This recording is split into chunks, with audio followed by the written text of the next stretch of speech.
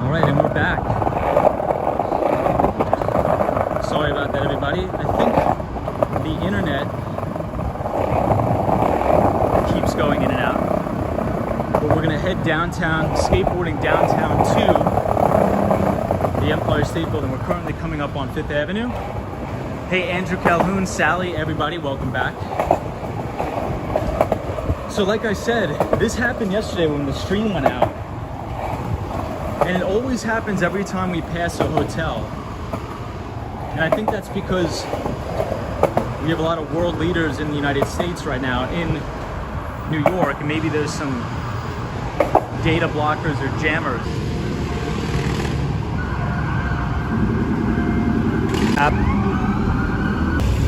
Hey Charlie, what's up? The Aviator says, hey Tom from Greater Cleveland, Ohio. I can hear you on your skateboard. I'll stay for a little while, then gotta go. What's up, the Aviator? What's up, Joey? Yeah, so I think what's happening, everybody, is anytime one of those big security decals passes, I think they have like data blockers where they block all like radio connectivity and signal. So maybe nobody can listen in on somebody's conversations. That's what I think they have, like those radio blockers in those cars. Hey, Capital Post is here. Warren Drew says INMD is heading on up. Thiago says Brazil. What's up, Thiago? How is everybody? Sunshine After Rain says wow. Ton of traffic tonight. Tons of traffic in New York. We're on 5th Avenue. We're gonna be headed downtown. Hey, I see Latha. What's going on, Latha?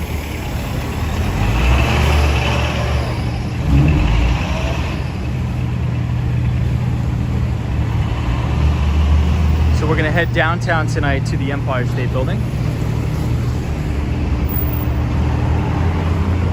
My friend lives next to the UN, and this is a super spreader event. Josie says, is that Joe Biden? Maybe, it could be. Charlie says, wow, they're really equipped with high-tech gadgets.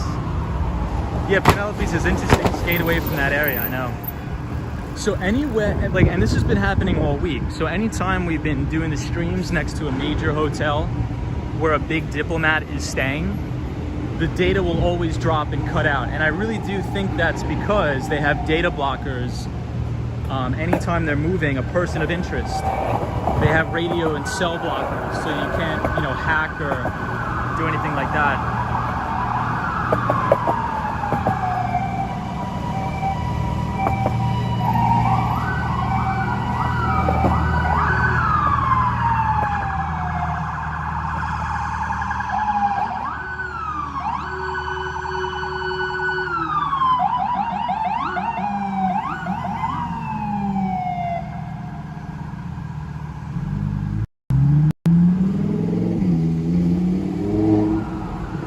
What's up, the Aviator? Sweet Dreams says, have you people seen what the UN agenda is? Sweet Dreams, I have not. Warren says INMD, 240% this year to date. That's awesome.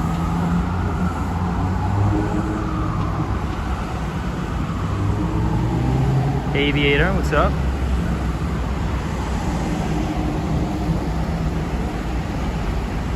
Yeah, World Walker. That is true. So everybody, is the stream a little bit fuzzy now, or is it good in terms of the quality? Roy says, Tom, glad the buffering is no longer here. I thought your friends call as usual. No, I think the buffering is due to the United Nations event, and they're transporting a lot of very, very high profile individuals.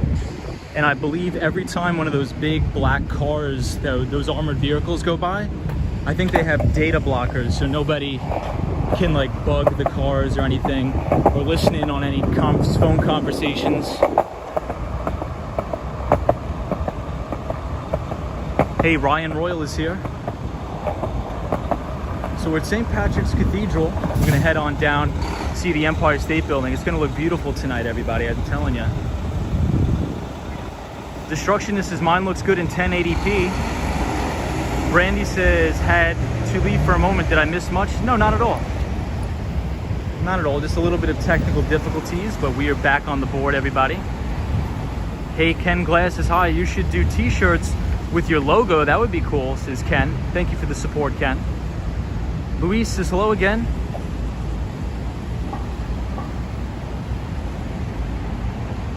All right, everybody, well, let's continue on. So tomorrow, I think I'm gonna stream live from Riverside. Riverside Park is extremely, extremely dark during the nighttime. It's not like Central Park where everything is all nicely lit up. So I think I'll try to get out of work early, maybe at like 5 or 6 o'clock, in which case we could check out the sunset from Riverside. The Aviator says, I wish I could watch in 4K, but 1080p is good enough. Yeah, I was thinking about finding out a way we could stream in 4K. Brian says, is it worth traveling into New York City if you're not vaccinated? I think it is.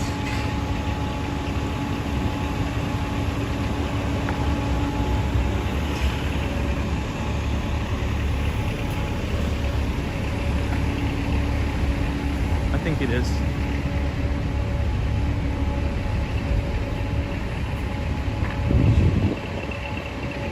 So they're closing up the Rockefeller Center.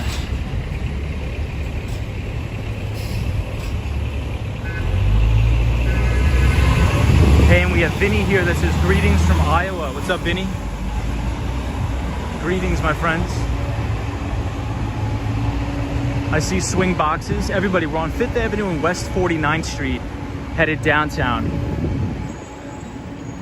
But I think we'll take a little bit of a detour down here just to let all the diplomats go by so it doesn't jam the street. The Aviator.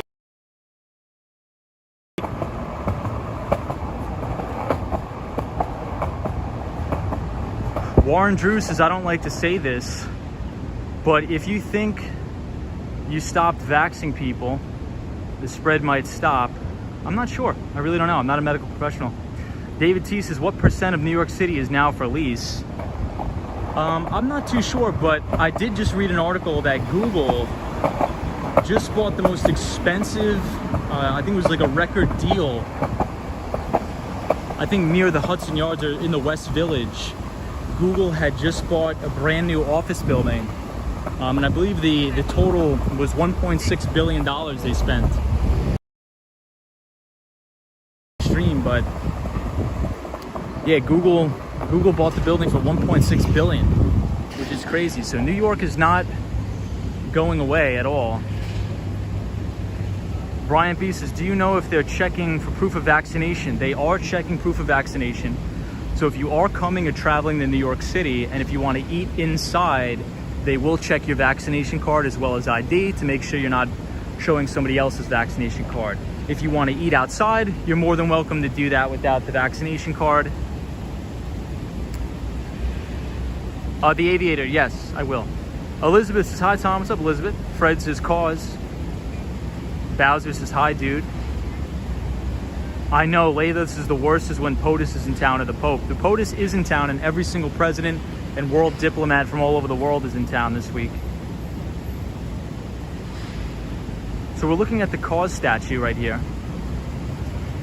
Brian B says, thanks, Tom, no problem. Bowser says, hi, Tom. What's up, Bowser? 1987 says, hi, how you doing? I'm doing really good. Hayato says, hello, everybody from Japan. Welcome, everybody from Japan. David T says, many tech firms lock down spaces in Hudson Yards. I mean, how much is retail space for Lease compared to the past? I think it's recovering. You know, I think actually leases are recovering, and rents have almost recovered 100% in New York City. So I'll give you an example, David. My personal rent in my apartment that I'm at now, which is near Central Park, I got it for a 50% discount because I moved in right at the height of the pandemic. I'm moving out and my landlord is bumping it right back up to what it was going for pre-pandemic. So I think things are recovering, and I've been saying this a long time, New York is not going anywhere, I promise. If anything, it's probably going to get even more expensive. So here we are at the Puma store, everybody. Joe J says, hello from another borough. You should consider a meet/up walk around. I'd come through, says Joe J. Hey, absolutely. That would be awesome. Joe J, thank you for watching. Roy says, most of the world leaders this year are only participating virtually. Interesting, Roy. I mean, Roy, there's a ton of traffic in the city. I mean, crazy amounts. Crazy amounts. Bowser says, I love Puma, Tom. Zap Allen says, hi, Tom. What's up, Zap Allen?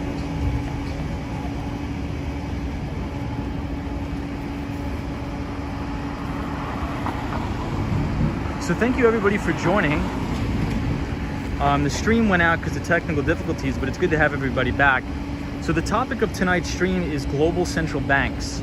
So I found a very, very interesting and intriguing article I was reading today, and I really wanted to share it with you all. So if you do exclamation point GBC, wait, actually, hold on, let me say what it was. GCB, so exclamation point GCB, global central banks. The Nightbot is going to drop a link to a Barron's article that I very, very suggest very much reading. And it'll go into the very intricacies of central banking around the world, not only here at the Federal Reserve, but the Bank of Japan and the European Central Bank. And it's a very, very important read, very important read. You're gonna learn a lot about the inner workings of what really moves the stock market, what moves the equities markets. As Paul Tudor Jones and Stanley Druckenmiller said, the most important thing you have to watch is the Fed. So this is one of the main H&M stores. I go in here sometimes to buy stuff. Hey, Photos from Around New York says hello, late night stream. Photos, good to have you here. William Creech, what's up, William? Good morning, my friend from Slovakia. Wow, have a great night to you and a great morning to me. Hey, welcome everybody from Slovakia. That's awesome. Matt Bob, I see you. Laytha says, love the sound of the board. Hello, have you visited the Harry Potter store? I had never been inside, but we've been by the store many times on the stream, and we may do it today. We may go by there today. William Creech, good to see you, my friend. Sherry, how are you? Bowser says, a global central bank. What does that mean, Tom? We will talk about it. Mail says, your repaired board is so much quieter now. Indeed it is. Indeed it is.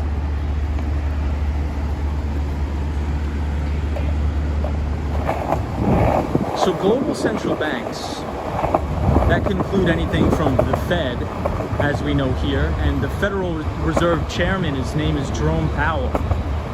Jerome Powell, and essentially the Federal Reserve is in charge of, I guess you could say, monitoring or adjusting interest rates based upon how cool or hot the economy is. So in normal times, in good times, when the economy's ripping and we have full employment, the Federal Reserve will begin to raise interest rates as a way to cool down the economy. However, what we're seeing now is the Federal Reserve is still leaving interest rates at artificially low levels, even since the 2008 financial crisis. And the most concerning thing now is that the Federal Reserve's inflation target was 2%. The Federal Reserve's inflation target was 2%. We're at a 4 print right now. We're at 4%. And the Federal Reserve is still not raising interest rates, even though inflation is well above their targets. So we'll see how that plays out. We did hear from Federal Reserve Chairman Jerome Powell today, and he gave us some information about how he thinks they're going to start raising interest rates in 2022. But I guess we'll just have to see how true that is as we go into the next year.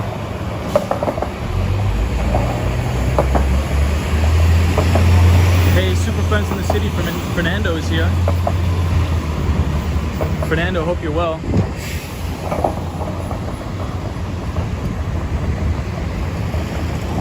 It's a beautiful night in Manhattan, everybody. We're going to be skateboarding down to the Empire State Building. It looks like all these people are lined up for something. the iPhone launch or something? I don't know. Seems like a lot of people are out waiting for something. So we're passing East 44th Street and 5th Avenue. We're skateboarding down 5th Avenue.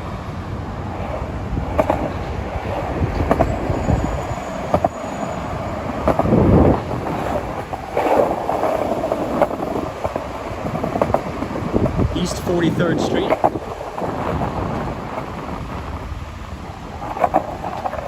No, we'll take a little bit of a pit stop. Let's take a pass by Grand Central Station, everybody. And I'm going to show you the top of the One Vanderbilt, so check it out.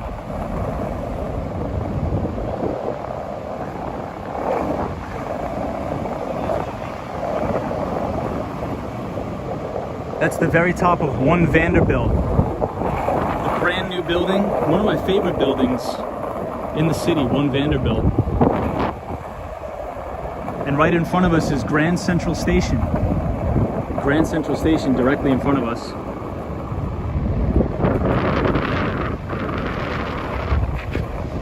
Pretty windy night, and so I'll also show you the top of the Chrysler building. Hey, Dan Joy's here, says, wow, what's up, Dan? Laytha says, more tax fears in Barron's article in the top earnings bracket. Yes, Laytha, taxes do seem like they're going up. Hey, Yoato says, wow. Jason Watt says, the people in front of Best Buy are waiting for the restock of the PS5, says Jason Watt. Wow, nice. That's cool. Sweet Dreams says, I won't be vaccinated. No problem, Sweet Dreams. Mail says, you can bet all those high-ranking diplomats communicating with their counterparts back in their home countries are using every available scrambler and blocker no matter what. I agree.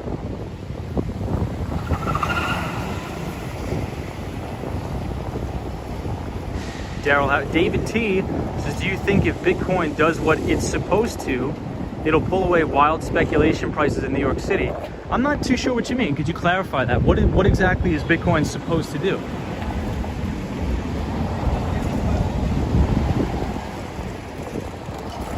How it relaxes me to see the city that I love. Thanks, Tom. No problem, everybody. It's going to be a great stream tonight. It's a beautiful night. Very low humidity.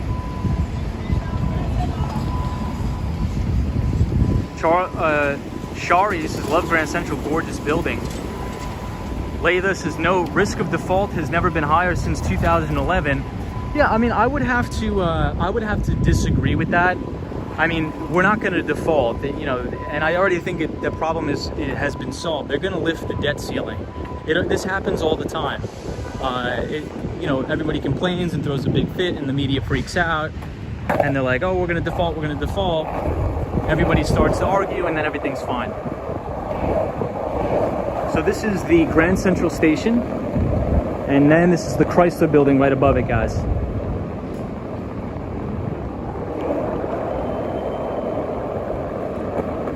Right here on Vanderbilt Avenue. Beautiful.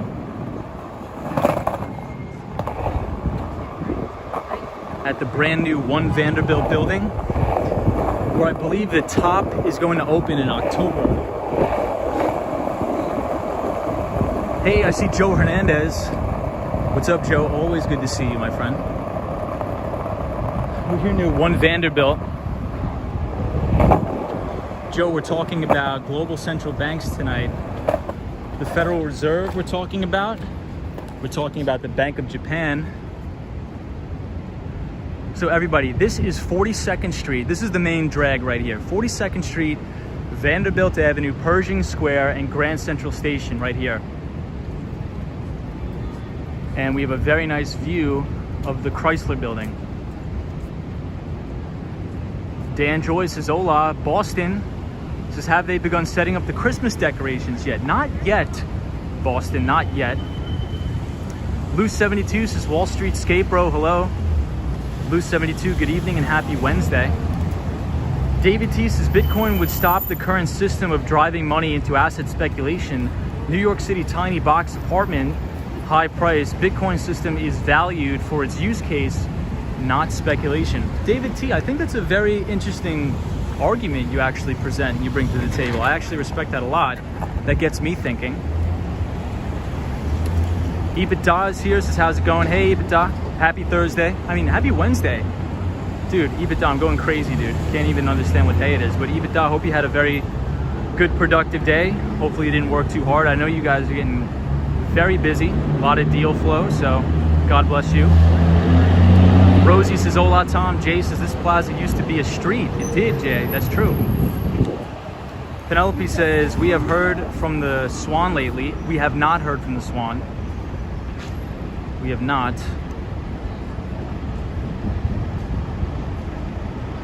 Hey, Steve Blades says, yo, Tom, coming to you live from New York City. What's up, Steve?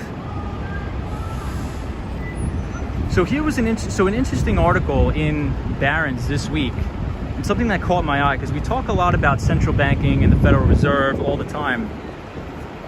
And I just want to drive the point across at how important it is to look at world central banks, not just the Fed. Because I think historically people have significantly underestimated the power of these central banks in order to keep asset prices inflated.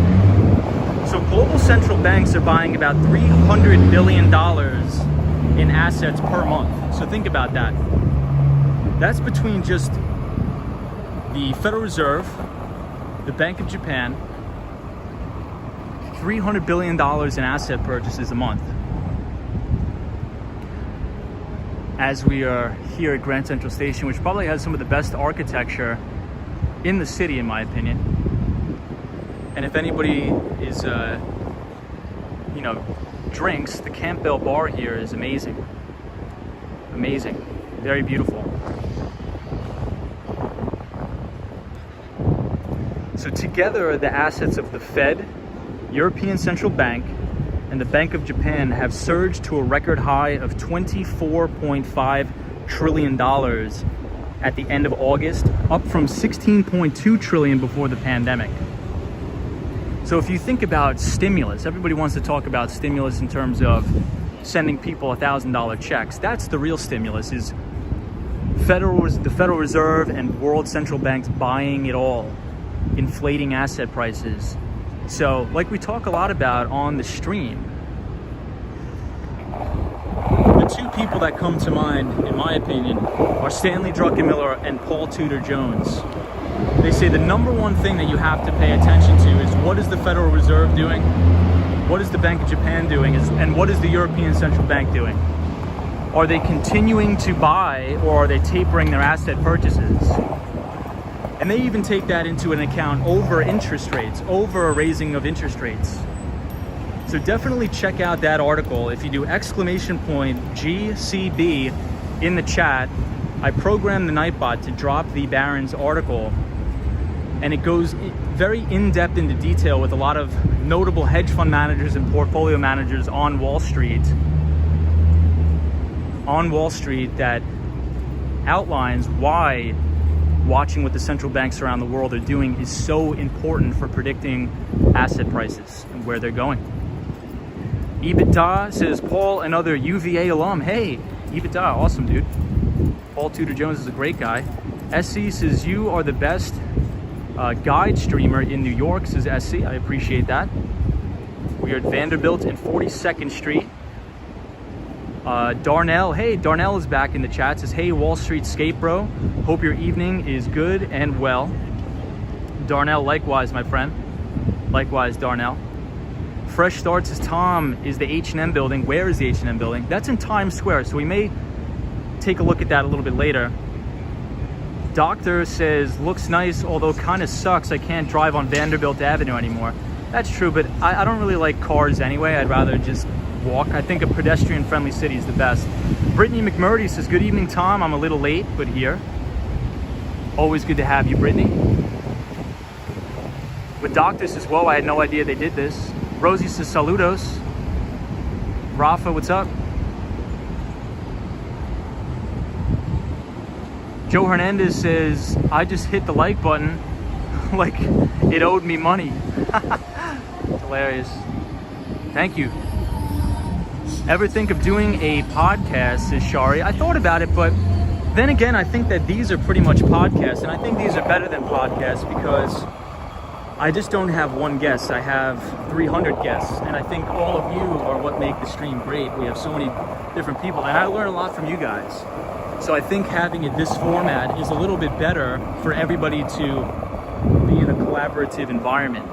So, but maybe we'll think about doing some individualized podcasts down the road. I think that'd be a good idea. So we're about to pass the Yale Club here, the Yale Club.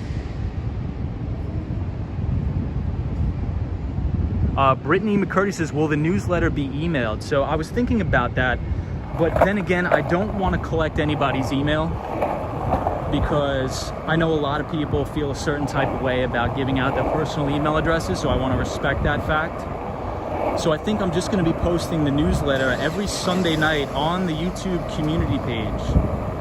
This way everybody will have access to it and nobody will feel left out if they don't want to disclose their personal information, which I totally respect and understand that. The most accommodating way for me to do that is by posting the newsletter on the YouTube's community page. So here we are at the Yale Club, New York City, right here at Grand Central Station. Hey 300 says elbow cough. Fresh Starts is Wall Street Skate Bro. You're headed back to the Empire State Building. Yes, we are. RR, how you doing? EBITDA says Yale Club from Billions. Kidding, but not. Yeah, EBITDA, I think a couple years ago, Jeff Bezos pops in and out of here sometimes too. This is where Modell's used to be. Gotta go to Moe's was a banger, says Doctor. Brian, how are you? Sherry says, so true. Love the video and the chat, says Sherry. Penelope says, yes, better than podcast. Yawn. Yeah, I like talking to all of you. I felt like if I just did standalone videos, I'd like to talk to you guys, not just in front of a camera. But we'll see. Destructionist says, I wonder what's in the peak of the Chrysler Building.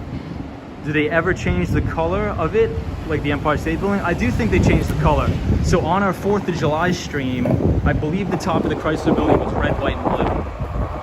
But today, we're gonna see the Empire State Building. The top of the Empire State Building is all 100% green. Green. Go play in traffic, says Ali Press. Appreciate that, thank you. EBITDA says, go in the Yale Club and see what happens. EBITDA, I think if I ever went in the Yale Club, they'd probably sacrifice me with some weird ritual they do, skull and bones or whatever. What is skull and bones? EBITDA, is that Yale or is that Harvard? I forget. I don't know. Maybe it's an Ivy League thing. Andrew Calhoun's the Secret Service use VHF, all which may interfere. It's not likely they would jam, otherwise they wipe out their own communication. Interesting. Very interesting. Ryan says, I wonder what goes on at the Yale Club. I think it's just like very successful alumni of Yale for networking events and things like that. Because Yale, I think, so today, guys, in the Wall Street Journal, I was actually reading, they just came out, they posted the top schools, the top colleges in the world. And I think Harvard got #1, Yale got #2 of the best schools in the world. Hey, Roy says, good evening, Tom. Will you ever be a member of the Yale Club? No, I won't, because I did not go to Yale. I did not go to Yale. Hey, Lucas is here from Germany. What's up, Lucas? Are you recording this with your phone, says Jason. Indeed, I am. EBITDA says, I could give you my name and say you are a guest. Yes, the Yale is a thing. Interesting, EBITDA. I didn't know you went to Yale. EBITDA, absolutely, dude. EBITDA, in all seriousness, if you're ever in New York City and you do some cool, crazy finance networking events and you'd love to invite me, I would totally be down. Just kidding, but just putting that out there. Hey, Alden is here. What's up, Alden? Alden Stallworth. Hope everybody's having a good night. Check out this full moon, everybody. The full moon looks incredible. I'm not sure how it's going to come out on the stream, but Alden Stallworth says, hey, Wall Street Skate Bro. Hey, everybody. Brian says, greeting from Silicon Valley. Awesome. Miss living in New York City, so this takes me back. Love the sights and sounds. It's so quiet here. Hey, Brian Scott from the Valley. EBITDA says, I meant to say the skull and crossbones thing is a thing. Bowser says, hey Tom, I'm a big fan of you. I'm a big fan of you as well. Kaylee says, looks dreamy. It's beautiful. I love Park Avenue. And I see Sally's here. Always good to have you, Sally. British Grace says, good Wednesday evening, Tom, from Tampa, Florida. SC says, Asian Mid-Autumn Festival / full moon. In the background too. Bowser says, how's New York, Tom? New York is very good. EBITDA says, Wall Street Skate Bro. I'll remember that and let you know next time I'm in the city with some free time. EBITDA, thank you. Appreciate that. Joey asks, are you getting the new iPhone? Probably not. Hey, I see the Mighty Bull here. Good evening, Tom. Mighty Bull, hope you're having a great Wednesday. Hope you're enjoying the middle of the week. Yeah, the moon is a bit blurry on the stream. I see Joey's here. Albert says, good night again, my friend from Colombia. Every time a police officer comes up, the stream starts to buffer a little bit.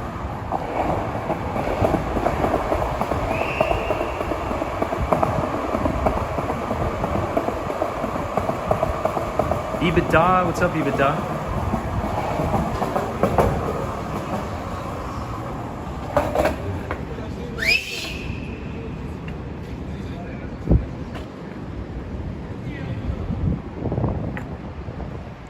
Hey, Sunshine New York says, it's nice out.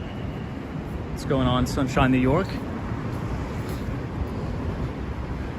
All right, I think we're gonna bust out of here and go to the Empire State Building. Hey, Cynthia, I appreciate the support, Cynthia, with the $4.99 super chat. Cynthia M, hope you're having a great one. So if anybody wants to know the exact location, if you want to visit here or something, this is East 45th Street and Vanderbilt Avenue. Sunshine New York says, enjoying your stream, Sunshine. Always a pleasure to have you here. Happy Wednesday.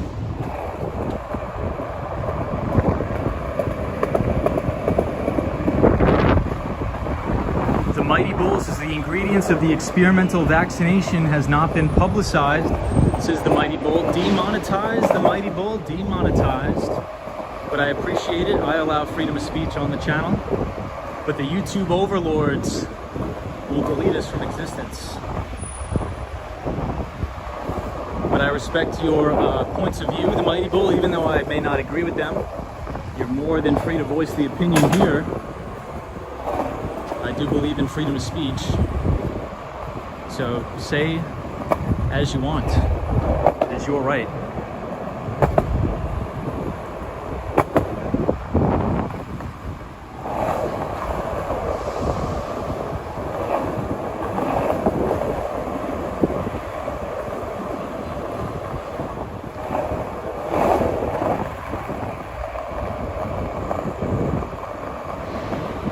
So this is the inside of the lobby at the One Vanderbilt.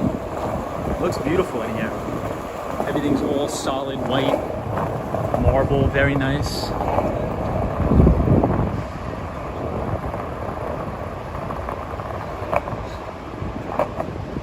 And we're here at Charles Schwab. This is one of my brokers.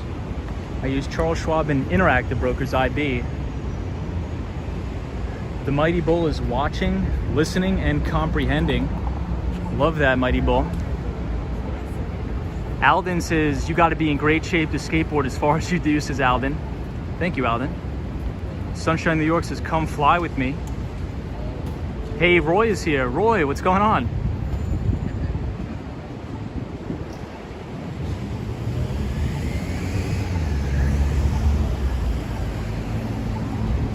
Penelope says, bless, I wish peeps would chill on asking you about the new iPhone.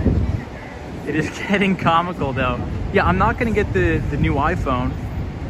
I think this one's fine. Louise says, have you ever fallen off the skateboard while streaming? Plenty of times. plenty of times.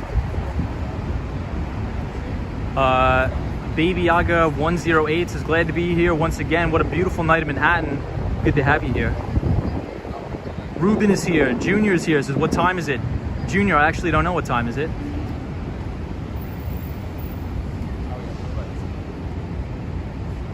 Murky says, where you are moving in Florida, it is also pedestrian friendly. Yes, it is pedestrian friendly. But then again, everybody, my pedestrian friendly is very, very different from the average pedestrian friendly. So if I have to walk 2 miles to work, I'm like, wow, that's really pedestrian friendly. I'm weird like that. So this is Chase. Hey, Joey with the $4.99 says, get yourself a bagel tomorrow. Joey, you're awesome. Thank you so much for the support. Kaylee says, Miami is ghetto now. I'm not sure what that means. Joey says, get yourself a bagel. Joey, thank you so much for the support. I appreciate you. Thank you. Joe Hernandez says, by the way, Tom, Ken Gifford is back in Manhattan if you want to drop by his apartment. Are you talking about Ken Griffin? Ken Gifford. Interesting. Sweet Dream says, I'm crap on a skateboard. Hey, Charlie's here. Says, ¿Cómo estás? Muy bien y tú, Charlie. What's up, Charlie? Bowser, I hope you come to New York as well. Royce has enjoyed the tour of Columbia University yesterday, Tom. Yeah, we were at Columbia University yesterday for anybody who's interested. Rose Penn says, wear a helmet for safety. Always wear a helmet for safety. Kaylee says, it means that everyone from New York is there now and it's overcrowded. Yeah, and I'll be another one. I will be another one down there. I thought New Yorkers were speed walkers. I think they are, some of them. Nini says, hello everybody from India. Welcome. British Gray.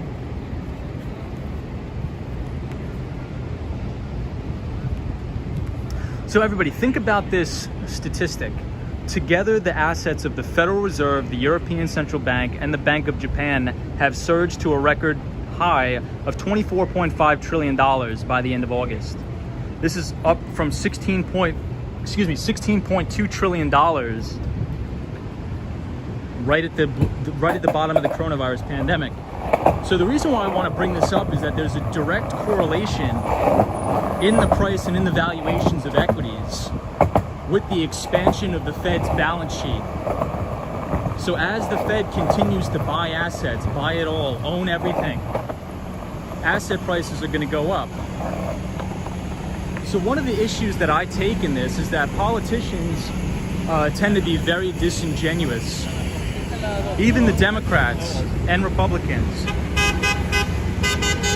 Because all of these politicians are pushing Jerome Powell and the Federal Reserve to keep buying and expanding their asset purchases and lowering interest rates and keeping the interest rates at rock bottom.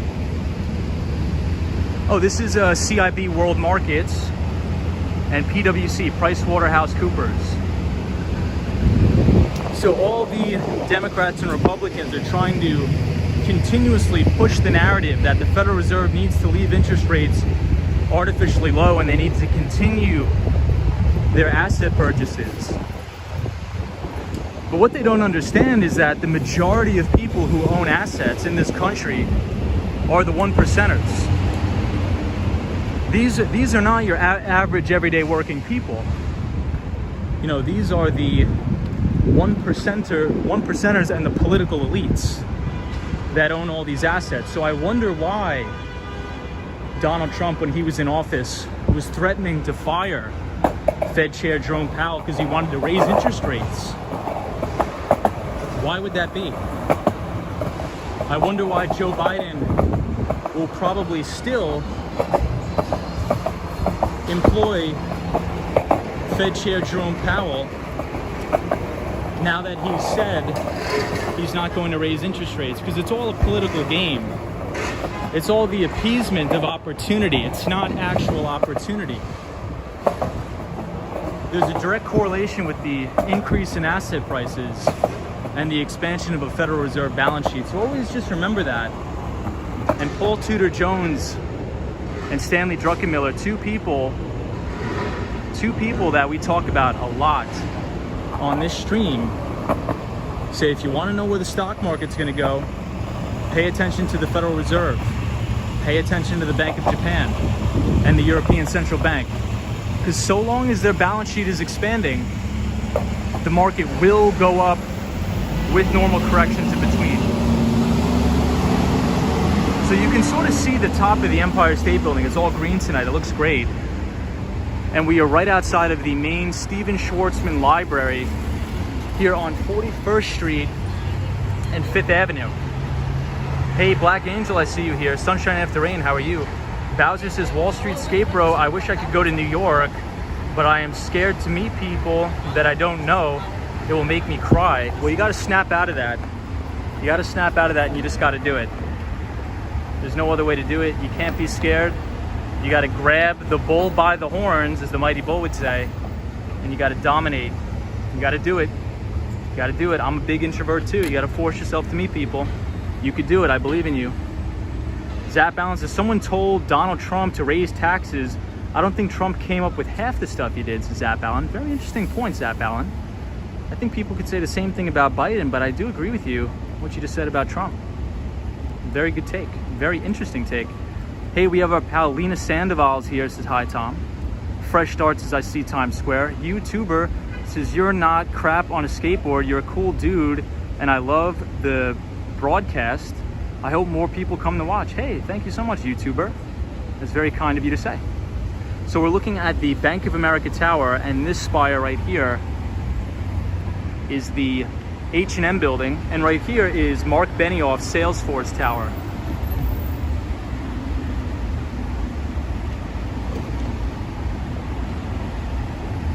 Charlie Richardson says, I'm an introvert as well, Tom, but I'm working on it. It's a process every day. Hey, Shamar Saab. What's up, Shamara? Can I see Seinfeld from my window, says Rock and Ray. Penelope says, thanks, Tom, starting to understand it. Dalton says, as all presidents, we will have long-term repercussions from their administrations. Dalton, I think you're right. I think you're right.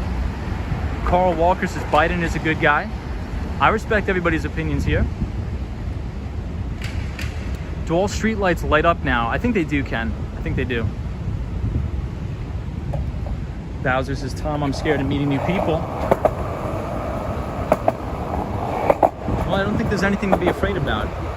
I think once you realize that your fears are irrational, I think you'll feel a little bit better about them. So I believe in you. I think you're going to go out there. But there comes a point where you just got to do it. You just got to take that first step and really get out there and hammer these people. So this is 40th Street and 5th Avenue. Melissa White is here, says, hey bro. Black Angel says, Tom, you're an introvert. How did you overcome being shy? Just by brute force. So there's an old saying that if you really don't want to do something, that probably means that's the thing you have to do. So if you don't want to talk to people, that's probably the thing you have to do. If you don't want to go to the networking events, that's probably what you have to do. If you don't want to do your homework, it probably means you have to do your homework. If you don't want to eat healthy because you want to eat chocolate cake all day, well, it probably means you should eat healthy. And I struggle with this stuff every day.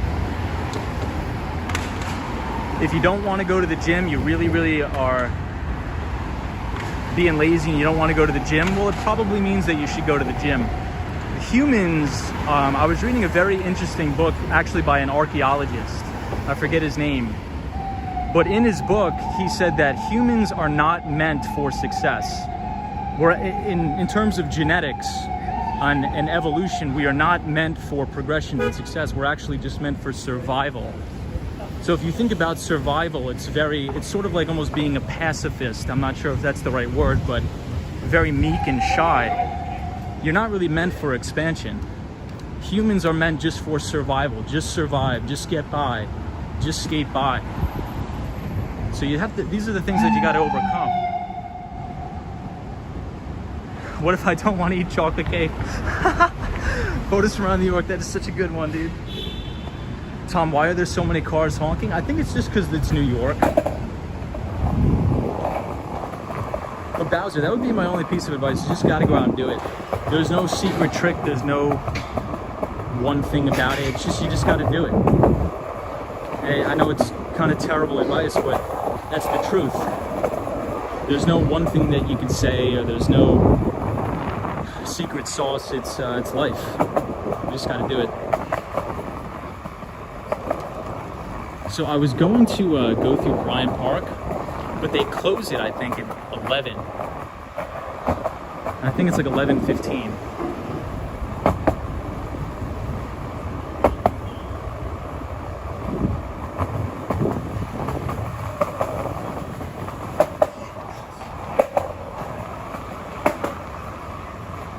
So we're coming up on the WeWork building. So WeWork is owned by SoftBank, which is a Japanese conglomerate. You can think about Masayoshi's son. And I was actually going to go to this community college, Stella and Charles Gutman Community College. Terry says, I'd rather eat cheesecake all day too. I would rather do that as well. Brandy says, what is the book called? I forget, but I promise I will find out. But it was by a very famous archaeologist. I think it was by the archaeologist who found King Tut's tomb. But he goes into saying that, you know, if you look at the physiology and everything of humans, we're made for like survival, just for survival. So that's why our brains, and that's a good thing. That's why I think humans have survived so many hundreds of years, because we're very risk averse. You know, we just want to survive. You just want to get by and survive. Roy says Indiana Jones. That's hilarious. Great movie, by the way, Indiana Jones. Bowser says, thanks, Tom, for the tough advice for me. I wish this tip you gave me would work. I will be happy. Dalton says, I had a teacher from the Bronx. I'll forever love New York. Bronx is great. Melissa White says, so true, bro. Penelope says, you don't want to encourage that ugly security guard at Bryant Park. That is true. That is true. I'm not going to go in. I'm just going to look on the outside, because I love Bryant Park.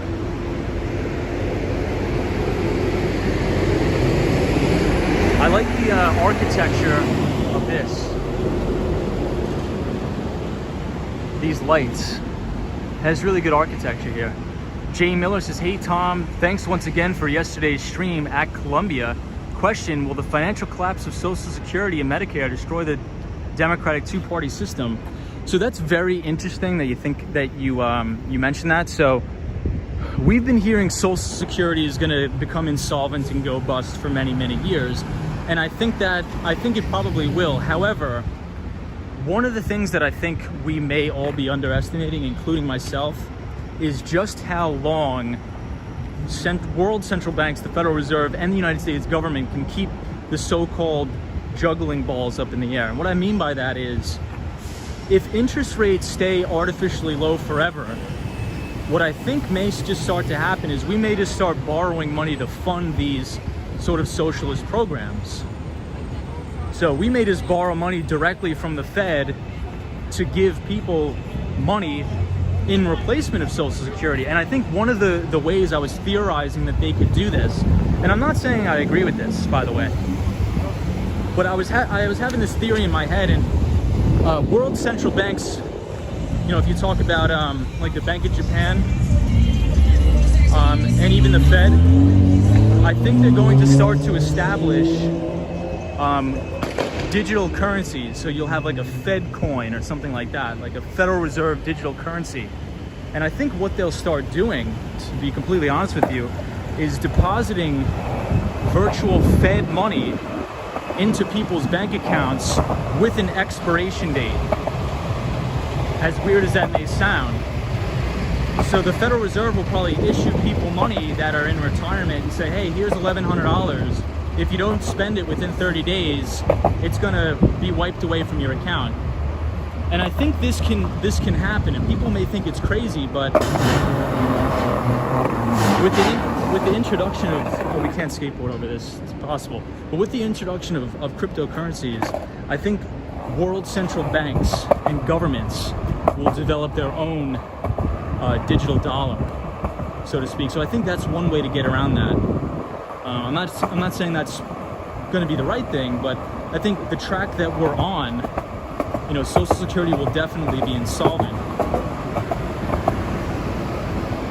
And it'll even be more insolvent should we have lower equities and stock market returns over the years. Because you also have to understand something. Like, I'll give you an example for CalPERS, for example, right? So CalPERS is the largest pension fund for the state of California. And CalPERS, they actually invest in hedge funds. They invest in, you know, equities, gold, all of this different stuff. Because we physically cannot allow the economy to collapse, or there will be so many ramifications based upon how much debt the United States have taken on. So that's sort of my 2 cents on it. Hey, Ruben is here. VNIR says, wouldn't you just be able to withdraw it for hard cash instead? I think all physical money is going to go away within the next 50 years. Joe Hernandez says Social Security was solvent, but it was the political parties, especially Republicans, that were taking away the money and investing in tax breaks for the wealthy, etc. Joe Hernandez, very good points.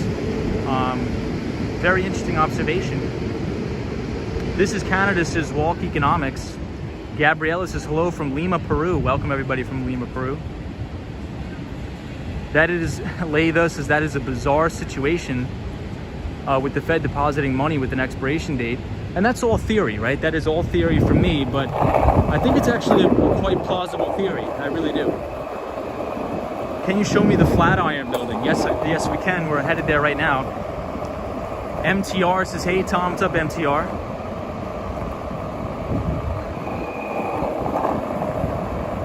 Dalton says, tax the rich, question mark. I don't know, Dalton, what do you think about that? What do you think? I would like to know your thoughts.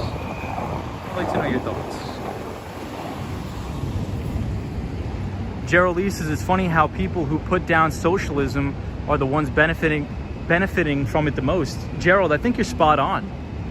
I think you're really, really spot on with that, Gerald Lee. Because what I think we've had in the United States for a long time... Hey? We're streaming. We're live.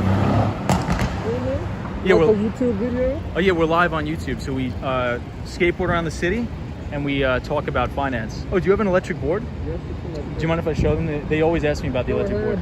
Show them. Yeah, so this guy has an electric skateboard. I know all of you ask me all the time to go on the electric. How fast can this go? I think 28 miles per hour for this particular model. Wow, so this goes 28 miles an hour. The only thing that concern I have with those, like, you know, these drivers drive crazy here. That's why it's perfect. Oh, really? Well, sometimes I have to bail off the board, and if I have, like, my regular skateboard here. Like, what do you think? Oh, wow. Can you ride this in the rain as well? It depends on if you have the right model, yes. If you have one of their all-terrain boards, it can run in the rain. Okay. And what if the battery dies? Can you still skate as normal, per normal, or no? Switch the battery. You have to switch the battery? Okay. So if this thing dies and let's say you have 2 miles to get home, it's still, like, you just can't paddle your way home? You have to carry it? Oh, really? You have to carry it? Wow. Yeah. So do you carry a backup battery on your thing? Yeah. Nice. Cool. Yeah, I mean, the people on the stream always ask me about it, but I don't know if I would ever get one. I just don't know if I could maneuver it through the city. It's actually even easier than a regular skateboard. Oh, it's even easier. Wow. Wow. I'll have to check it out. That's awesome, man. Well, it was very nice meeting you. If you want to join the stream, it's Wall Street Skate Bro, and we stream and we skateboard around the city. We have a good time. We talk about skateboarding. So, yeah. What's the name of your channel? Wall Street Skate Bro. Oh. Yeah, we're on YouTube. So we mainly stream at night, talk about finance and skateboarding, but yeah, maybe I'll have to look into getting an electric board. I'll have to look into getting an electric board. Yeah, well, this is not the only brand.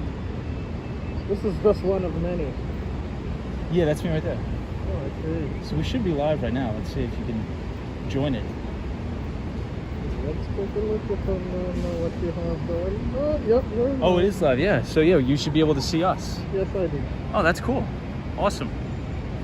Here we go. Hey, there we go. That's cool, man. Yeah, so you could join in, and happy to have you aboard. And thank you for stopping by. Very nice meeting you. All right, so everybody, our friend here is going to put his information in the chat, and we'll be seeing him on his electric skateboard as well, as fellow skater. So awesome to meet you. What is your YouTube name, so I just remember? QTV Addict. Awesome, nice, man. That's so cool. Well, it was very nice meeting you, man. And enjoy your night, all right? Cool. All right, see ya. Be safe on that. Wow, look at this guy. Very nice guy. Well, he's on one of the electric skateboards. Cool.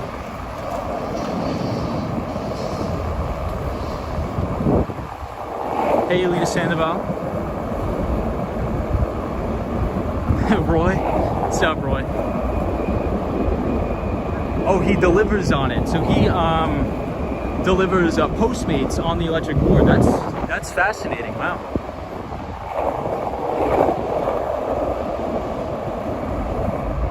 Hey, I see Cosmo Scary in here. Dalton says he zoomed out of here. Those things get going fast. All right, everybody, the best part of the stream, the Empire State Building, beautiful. Look at that bright green color. That's amazing. It's awesome. Yeah, but Gerald Lee, sorry about that.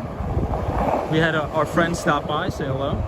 But Gerald, I think you're right. And I think what we've had in the United States is not capitalism. We've actually had corporatist socialism, where all the socialist policies benefit the big corporations in the country. So I think Gerald makes a very good point that says the people who supposedly criticize it are the ones who benefit from all these programs. So, very good observation. Hey, Fred T says Dave Portnoy hates the Empire State Building. Does he really? I didn't know that, Fred. Hey, Rosie's here. Melissa White says looks nice. DW says, how will digital money work in a new power fail with Texas and New Orleans? I'm not sure. Maybe from satellites? Maybe satellites? Roy says, Tom, I like how you're just as nice in person. Thank you, Roy. Appreciate it. Try to be nice to everybody. Remember, it's free. Being nice is free. It doesn't cost you anything. Dean says, Dave lost an employee to Empire. Really? Wow. What is the story behind that, everybody?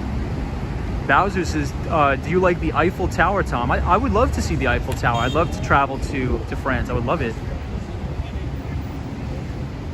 Ren says, Dave Portnoy is a tool. Sweet Dreams says, the flu is being used to control people. Says Sweet Dreams. Kenneth says, bro, I made the stream. Was busy making homemade tomato sauce from my garden. That's awesome.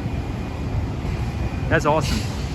MTR says, I think Janet Yellen's idea of a minimum corporate tax is good idea. What do you think? I think it's a bad idea. I think it needs to be, I don't know. I think it's a bad idea. I'm not a big fan of Janet Yellen.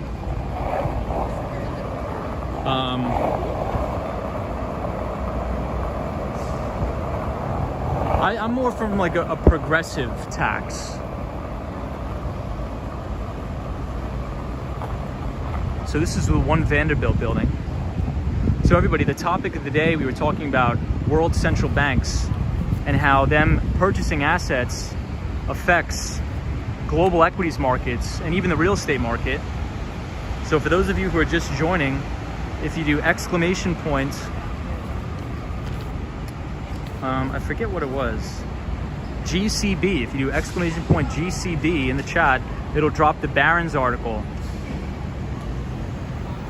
Charlie Richardson says, is everything becoming digital, especially currency? What about cyber attack? Yeah, so I think modern warfare, and so if you want to read a really good book and listen to a lot of interviews by Kai-Fu Lee. Kai-Fu Lee was the former president of Google China, and he's an expert in artificial intelligence. And he says all modern wars will be fought without firing a single shot. It will all be cyber warfare. So if anybody's interested in that, do !Kai-Fu, K-A-I-F-U in the chat, and follow Kai-Fu Lee. He's an unbelievable talent, a genius of our time. And I think you're gonna learn a lot from Kai-Fu Lee. Actually, he has a new book out, which I just bought. It's called AI 2041. Kay Wade is here, says, hey Tom. What's up, Kay Wade? How are you? Good to see you. Laytha says cyber attacks are a nightmare. They are a nightmare. So I think, you know, we talk a lot about on this channel as well, lucrative career opportunities to go into. So in my opinion, if you want to make a lot of money and you're interested in technology, I would go work for a cybersecurity company in sales, in the sell side, in the sales department. Because every single CEO or chief information officer that I talk to personally in my day-to-day operations, they're all at least spending 10% of their overall budget on cybersecurity. So think about that. So as a salesman, let's say if you are a salesman or a saleswoman at Zscaler, CrowdStrike, Okta, Symantec, you know your clients are already actively looking for these solutions every day. So when you place that cold call, when you send that email, you know there's interest. You do not want to be selling into a declining industry. And cybersecurity, the spend is only going to increase.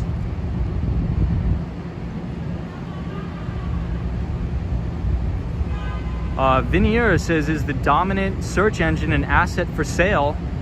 I'm not sure what that means. Bowser, I do think New York will be busy. Penelope says, yep, have Sid said this for years and I'm old, says Penelope. Melissa White says, say it one more time, please. Kai. Yeah, so K-A-I-F-U-L-E-E, Kai-Fu Lee. Hey, John. Hey, our friend John Stack is here. Hey, John Stack. Says, maybe swing by the pizza place that sold the Mega Millions winner. You might score a free slice. Hey, John Stack, welcome to the stream. Flavio's here. What's up, Flavio? Lisa's always coming in here plugging the Seaspiracy. Love Seaspiracy movie. Insurance practice exam says Roy would become a millionaire. Lydia, how are you? MTR says, wish I was the realtor for Google's Washington Street deal. I know, MTR. So I think that was a $1.6 billion deal. Google just bought the entire building. So MTR, I was talking about this today and I was reading about it, and I was actually going to make that the topic of tonight's stream. New York is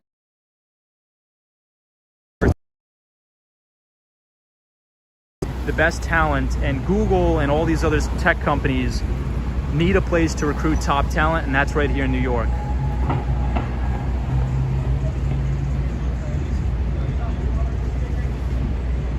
Seaspiracy. Has anybody ever watched the show Seaspiracy? Is software engineering in decline? No. The Mighty Bull says, watching, listening, and comprehending. Mitch says, do you ever check how many steps you do on your iPhone? I don't, but I should. Mitch says, you speak so intelligent. I wish we had a president that spoke so clear and as intelligent as you, says Mitch. Well, first of all, Mitch, I really do appreciate the kind words. I do. I try my best, and thank you for the support. Mitch, you're very kind, and I'm happy that you're... So we're coming up on Koreatown, everybody, Koreatown. And for those of you who are just joining, every Sunday night, I'm going to be starting a newsletter where I write a financial newsletter for the market to look ahead. So if you want to receive that newsletter, it's completely free. All you have to do is just go to the community page on the YouTube channel. Hey, the Mighty Bull. Melissa White says, what was the movie again? I think it's a documentary on Netflix called Seaspiracy. Seaspiracy. I've never watched it, but there's a viewer that always puts it in the chat, Seaspiracy, and I'm gonna check it out.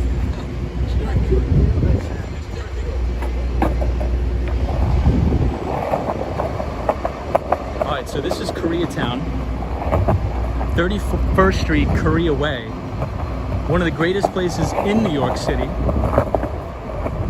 is Koreatown.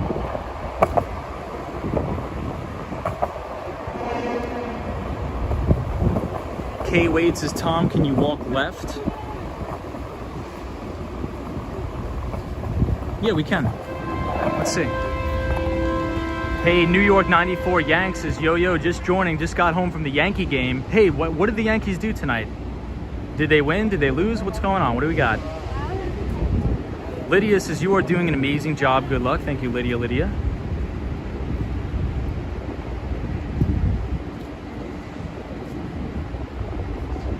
Hey, Waffle Dough Yum says, new sub. Hey, thank you everybody for subscribing. I appreciate it. Pineapple Water says, tent equals outdoor library. Pineapple Water, hope you're well. Starting to think millennials need to flood politics.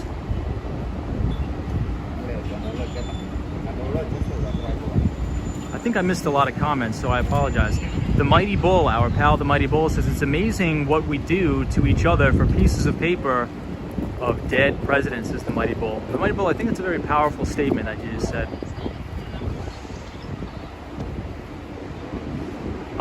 Dalton says, Joe Biden is the oldest United States president ever elected in history. Wow. DuckDuckGo was independent and was only available on F-Droid for open software apps. Now it's provided by Google. I'm not sure if I worded that right. I think it was pretty good. Cosmo Scary says, Yankee game was exciting tonight. Hey, Death 2 PCs here. KC says, close wild card between the Jays and the Yankees. So I think a lot of people want me to take a little bit of a walk through Koreatown. So I will. We'll take a walk through Koreatown, everybody.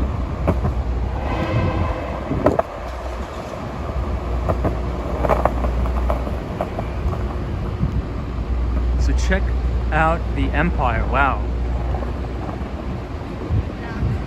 That's unreal.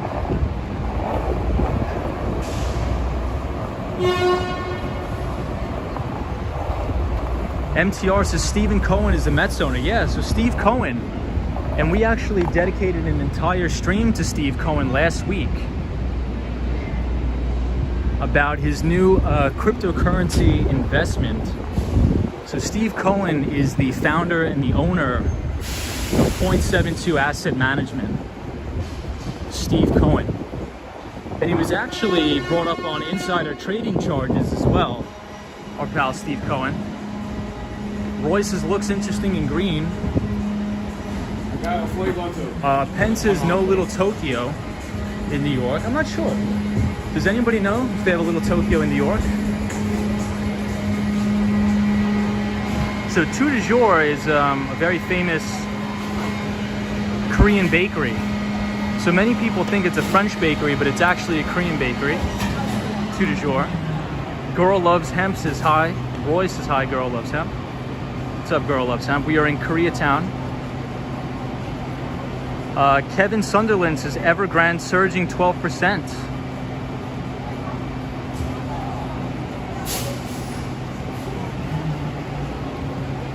The Mighty Bull says it's quite obvious that President Biden has dementia. That's hush. The Mighty Bull's going in tonight. Love the Mighty Bull. Mighty Bull, always love to have you here. I appreciate you and I respect you a lot. You make the stream what it is. You make the stream better. I appreciate it. Lucas says, yes, oh man, AI is the #1. Sweet Dreams says, Tom, have you been in London? I have not. But I would like to go to London.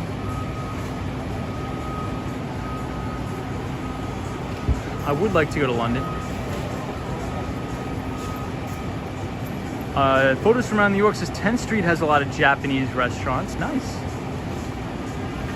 Hey, No Self is here. What's up, No Self? So this is Koreatown in New York City. And this is on 31st Street. 31st Street.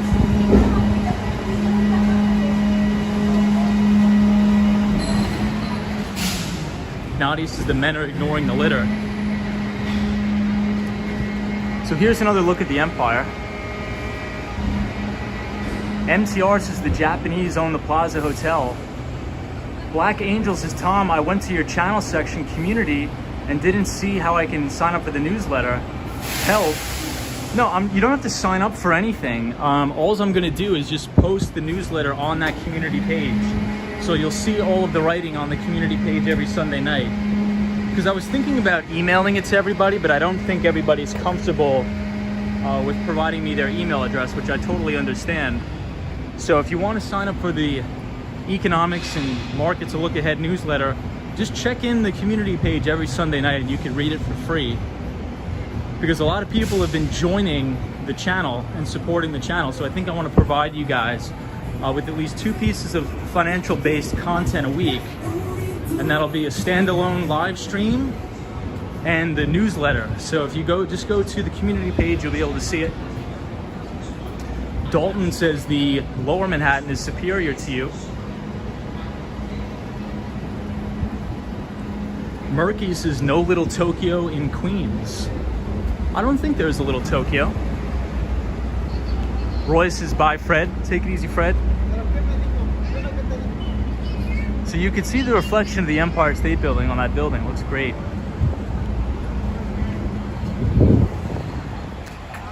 London is much cleaner than New York City. I've never been to London, but I would like to go. I would definitely like to go to London. So this is one of the best Korean barbecue spots here. Hey, Kevin says, I need to move to New York. Been twice this month and love it. I'm partial to Midtown. Kevin, you got to come to New York. We would love to have you. I think you would make an asset to this city, an absolute asset to this city. Hey, Laytha says Little Tokyo is in San Francisco. Nice. Penelope, our good friend Penelope says, Tom, I think you would fall in love with London. So London is a very financial based city too. So I think I would do well in London. The only thing I don't like about London, I've never been there, is the weather. I like really, really hot and humid weather. And unfortunately, London is the exact of hot and humid. So check out this view of the Empire State Building, guys. I mean, we're not going to get a better view than that, right? T says, New York City isn't the same without international tourists. T, what's up, T? Hey, Jason says, I just got back from the dairy.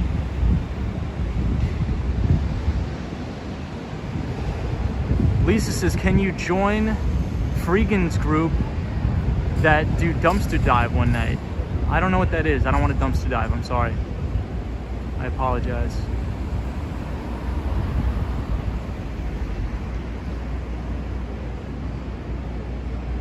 Hey, Kevin says, is it green for the color of money? I think it's for climate change. Isn't it for climate change? Pineapple Water says junior college / community college for the first 2 years. Also in the state where you want to go to a university, get residency first and go to junior college. Nice. Hey, C Sharp is here.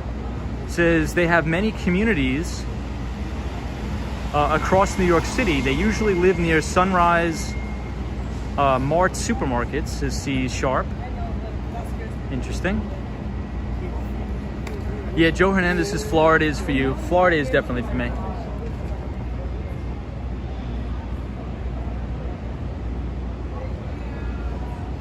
Tom, would you do the crate challenge? I've got asked that, and I even got asked that in an email, and I have no idea what that is. What is a crate? What is a crate challenge? Crate challenge. I don't even know what that is. Is that like narcotics or something? Is that narcotics? Hey, Jay. What's up, Jay? Carmen, I see you. But no, the answer is no. I will never do any sort of narcotics. I don't do drugs. I'm not against anybody who does drugs. But I just don't think I don't think my body can hold up to any sort of hard narcotic or anything like that. So we're skateboarding down to Madison Square Park.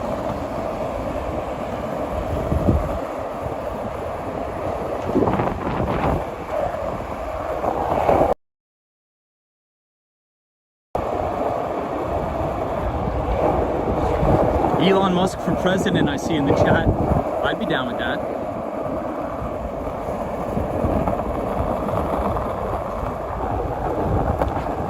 right, so now we're on East 29th Street, everybody.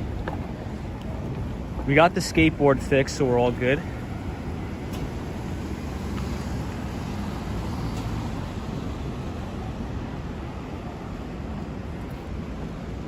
So everybody, check out this view of the Empire. I think this is even a better view than last time. Michelle O'Rourke says, I'm sipping on a mug of hot chocolate and trying to make some decisions, says Michelle O'Rourke. Hope you're well, Michelle. Dalton says you love the UK. It's stepping on a bunch of crates together and climb to the top of them. Most fall off, says Stephanie. Hey, Sylvius is watching from Kansas City again. Awesome. Hey, I see swing boxes. Michelle O'Rourke says I could use some advice on something. Well, shoot, we have about 518 people here to help you out, so ask away.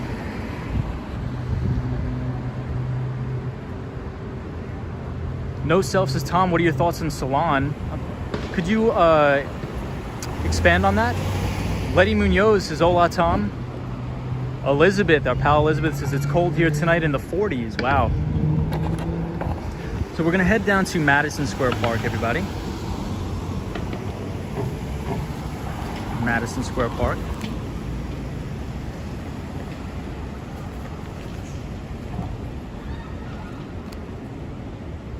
I would support Elon Musk for president. I like Elon Musk. I think if there's somebody that's going to save us, this planet, I think it's Elon.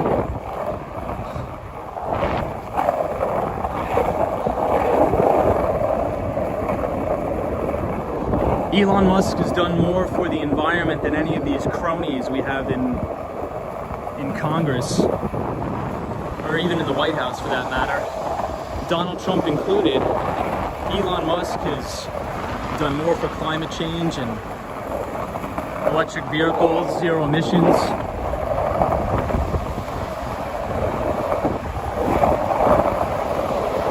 You have to understand, politicians usually become politicians for a reason, because they're not really good at anything. They don't create businesses, they don't create value, they're not productive, they're good at stealing.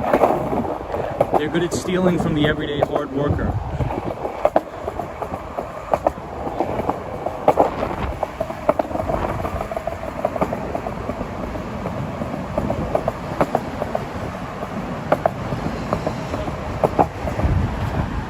So we're on East 26th Street and 5th Avenue. I totally agree, says Oscar. Latha, so we don't need a full-blown total narcissist in the White House. Well, I have this theory, and let me know what you guys think. So this is my theory. If you ever run for president of the United States, a sociopath, by definition, automatically. Because if you run for the president of the United States, you're essentially saying you are okay with having half the world's population absolutely despise you, just for your own personal gain and interest. So all of these egotistical maniacs like Trump and all these other presidents, Biden, they just want to be president because they want the power. They want the power hunger. They don't care if people hate them. They're sociopaths. They only care about themselves. All right, so we're near Madison Square Park. I'll catch up on the comments, everybody, in just 1 second. But the sidewalk is really patchy here, so it's very difficult sometimes to skate. But we're here on 23rd Street, where you can get the R and the W trains. And this is the original Shake Shack here too. Brandix says, I want to go there. U.S. Congress is one of the worst governments. I agree. Charlie says that's true, Tom.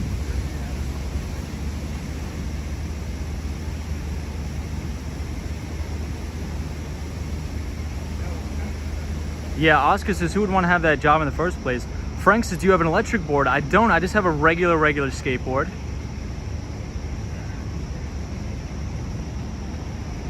Hey, Flavio's here. The comments are going so fast I can't even read them.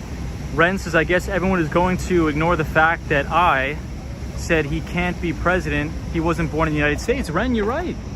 Hey, I think so. Ren is brings up a great point. Elon Musk can't even be president because he wasn't even born here.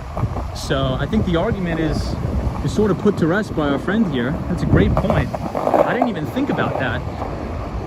I didn't even think about that at all. Wow. Kenneth says, I've already been to Shake Shack, my favorite. I like Five Guys. Hey, Golf Endeavor says, hey Tom, do you ever wear a helmet on the board? Absolutely, sometimes.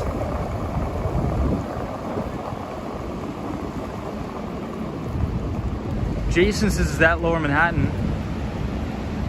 Bobby Douglas says, his voice just driving me crazy, so I'm sorry about that. Apologize. Emerson says, are you guys talking about bad politicians? I'm Brazilian. Maybe I can teach you something about that. Emerson, dude, welcome to the chat. We are talking about crazy politicians tonight, and we're also talking about central banking, or world central banking tonight. So welcome for everybody who's just joining. If anybody wants to read the article that we were talking about tonight in Barron's, the Nightbot will drop the link to the article.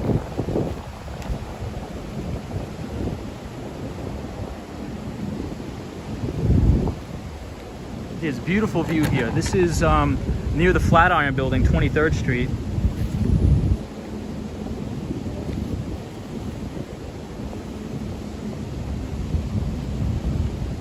So the Nightbot just dropped the article about global central banks.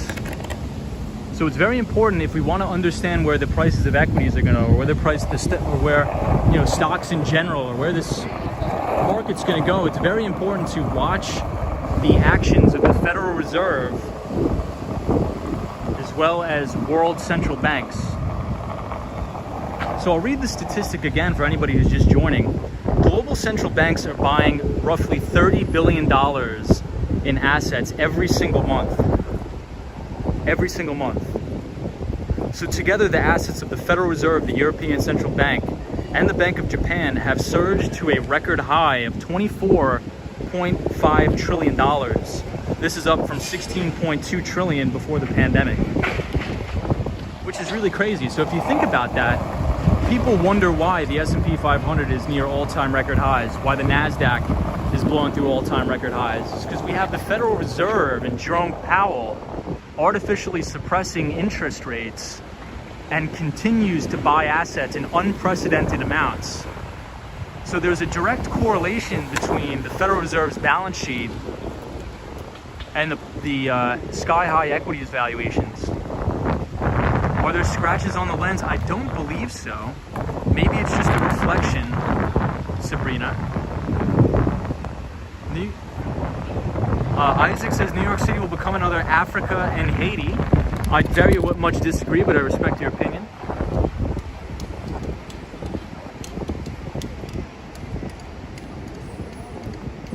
Brazil, like USA and Americas. What a night, says Sabrina. Hey, Maria says, good video. Hey, Maria. Central bankers are the worst scam ever, indeed. Sabrina says it's the reflection. Sorry, Tom. Apologize. Sweet Dream says, do you know they use our birth names on the stock market? Sasol says, beautiful. What's up, Sasol? Hey, and guys, we have the one, the only, the man, the myth, the legend of them all, Jimmy Anderson joining. Says, cheers, my dude. Jimmy, what's up?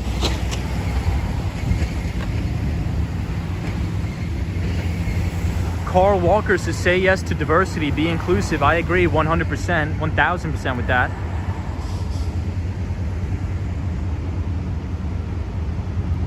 I expected New York to be much more crowded, says Cranon. Yeah, so I believe it's about maybe midnight, so there's not a lot of people in the city. However, at the beginning of the stream, there's a big United Nations event going on in Midtown Manhattan, so we have a ton of people here. Ton of people in the city. MTR says the Fed has never been audited. Very good observation. So this is the Flatiron building, everybody, the Flatiron building. Sabrina says this country is super diverse. Latina here, awesome. Maria says it is beautiful. Carl says yep. Alex says what time is it there? I'm not sure what time is it here. Jimmy Anderson says cheers, my dude. David McKay says make Trump king for 10 years. Interesting take. The Mighty Bull says, Tom, you are quite a multitasker. I'm amazed how well this is going, says the Mighty Bull. So everybody, if you don't know who the Mighty Bull is, great guy. Always brings a lot of positivity and happiness to my streams. So the Mighty Bull, always good having you here. The Mighty Bull is always watching, listening, and thinking. And I believe the Mighty Bull is actually a veteran, so I respect Mighty Bull very much. Anybody who's served in our armed forces. So the Mighty Bull, I have utmost respect for you and appreciation. Kenneth says, Tom, sorry, but Elon Musk and electric cars are way more polluting than gas power. Here's why, because the electric power plants pollute the heck out of the environment. So Kenneth, I actually think that you make a fair point. So what Kenneth is saying, I think Kenneth actually makes a very fair point. So Kenneth, I would agree and disagree with you. But so this is what I'll say. I think you make a good point, because a lot of people don't understand, and all of the rare earths that go into making electric vehicles is really unprecedented. You know, you have to mine lithium, you have to mine all of these different precious metals.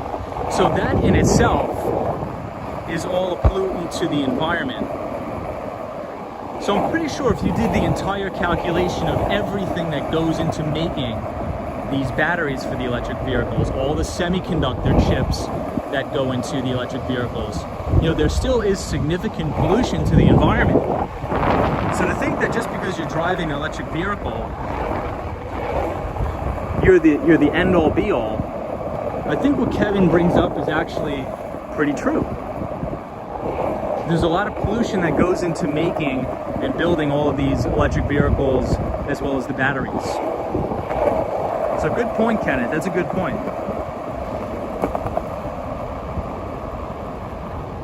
Penelope says, geez, Tom, these comments are going by fast.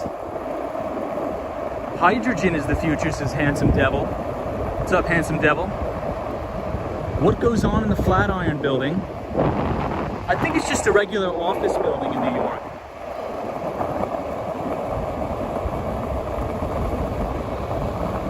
Penrose has just found out about the building lit in green marks the end of the holy Muslim fasting month of Ramadan. Oh yeah, so some people have been saying that it marks the end of Ramadan, and others have been saying that it is due to climate change awareness. So I'm not sure which one it is. Joyce Carter says someone's on a scooter. What's up, Joyce Carter? MTR says gas should be less than $1 a gallon. I agree. I agree. Lathis is out here in the San Francisco Bay Area. Tesla reigns supreme. Canon Phonics says electric cars are better than cars powered by fuel, but I am not sure about how the energy is made for electric cars. I think that's a good point too. Dalton says gasoline will be obsolete one day. It's inevitable. Interesting take, Dalton. Dharma Chris says, I think they are utilizing a lot of old mines that have been mined for copper, etc. before. That's very interesting. Kenneth says, and you need to use nuclear power to run the plants. Yeah, so nuclear power is actually a zero emissions energy. So nuclear power is actually the cleanest form of energy on the planet. But it's the only thing we have to worry about is just getting rid of the waste. Gas is around $1 a gallon in Saudi Arabia, says Leida. So everybody, if I miss your comments, I do apologize. Hey, Sabrina Fair says, Tom mentioned me, have to share. Hey, thank you so much for the $4.99 super chat. Thank you everybody for the support. Sabrina Fair, Tom mentioned me, have to share. Thank you, Sabrina Fair. Happy Wednesday, and I hope you have a great Tuesday. The man, the myth, the legend, Jimmy Anderson says, hey Tom, what part of the city is this? We are at 14th Street, Union Square. 14th Street, Union Square by the Whole Foods. This is a major subway station here where a lot of people play chess till the late hours in the morning. A lot of skateboarders, such as myself, and a lot of marijuana use goes on here with all the college kiddos. So not bad.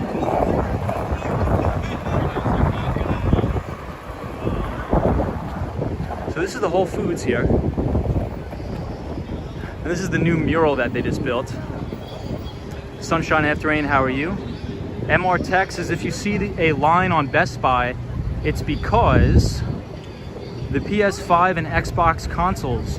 So people are camping out, says Mr. Tech. Hey, Mr. Tech, awesome. Emerson says, guys, don't worry about clean energy. Biden is going to buy all the Amazon forest, so you will have all the carbon credit you need. Ooh, that's a very controversial point, but I'm liking it. I'm liking what you're saying. Big corruption on the horizon. Miguel, what's up, Miguel? Sabrina Fair says, need an Xbox. Or need a new Xbox. Miguel says, oh, the first, it was cause of capital letters. I miss Midtown halal guys, says Sabrina Fair. So there's a better halal place in New York City, and it's called Adele's Famous. Hey, Jason says gasoline is $4.95 in Los Angeles. That's a face ripper right there. I'd never pay that. Josh Ray says tonight it's green for Hunger Action Month. It was also green for climate last week. Joyce Carter says electric cars are better. I do like electric cars. I do. What's the shelf life in an electric vehicle? I'm actually not sure about that. But maybe we'll have a whole stream topic on electric vehicles, and I'll do a lot of research because I think this is a very important thing to talk about. Yeah, AKM47 says I miss gas prices under Trump. The RT440, what's up, man? Says it takes a lot of energy to pump crude oil and a huge amount of energy to refine it to gasoline, says the RT440. Thank you for sharing that.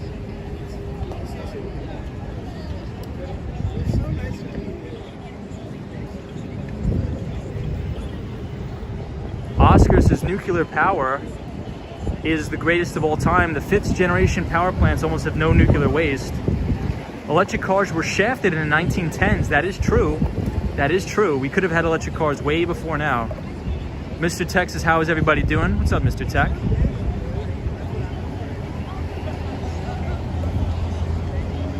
Carlos F says, hi, greetings from Chile. Roy says, Sabrina, do you also prefer the food truck? Cosmo Scary says, what's your favorite falafel in the city, Tom? I like tamin. I'm not sure, Cosmo, actually. I'm not sure. I'll have to get back to you on that.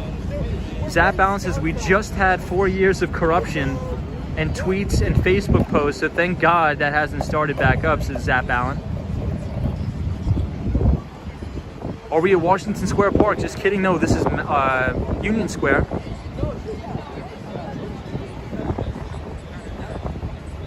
Jason Watt says, that's the area the other day you saw the little mouse or the rat. Yes, that is Jason Watt. Flavio says, in my opinion, the future will be with diversified electric cars, Uber solutions, alternative cars. Interesting.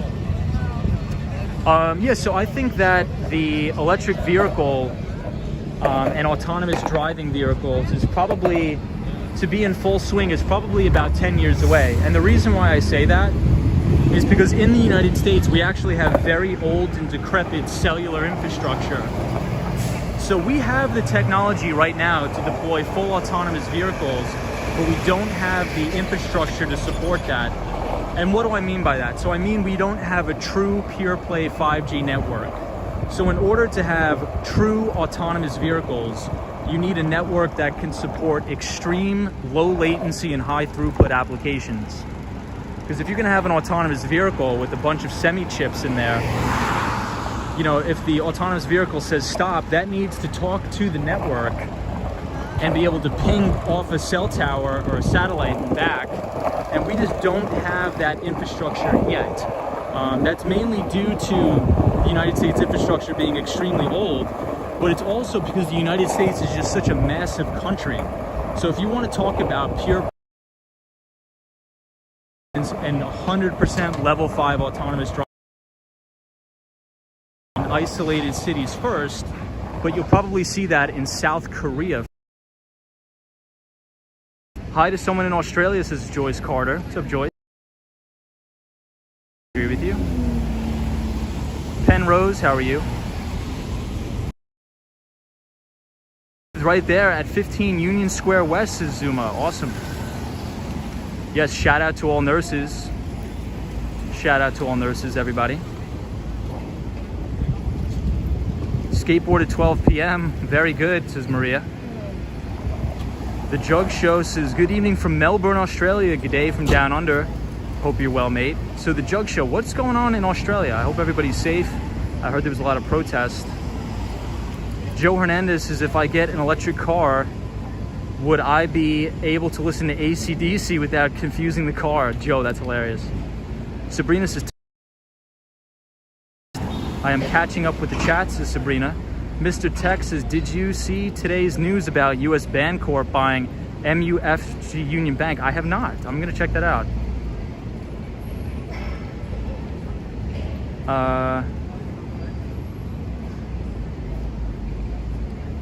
Zuma says, we will not see 100% autonomous vehicles for many decades. I agree.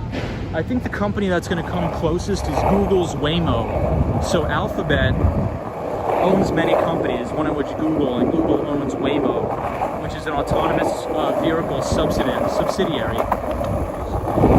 So do some research into Google's Waymo. They're doing a lot of good work out of Arizona, as well as Austin, Texas. Elm says hi from Sweden. The New Jersey Devil's here, says good morning. What's up, New Jersey Devil? Russ NYC says hello, Tom. What's up, Russ? Sorry about the glitchiness. I'm having someone hammer me. Zuma says first time on the channel and love this. Hey, Zuma, I'm so glad you're here. So we usually skateboard around the city and talk about finance about 5 days a week. So if you want to be a part of it, please subscribe to the channel. We'd love to have you here.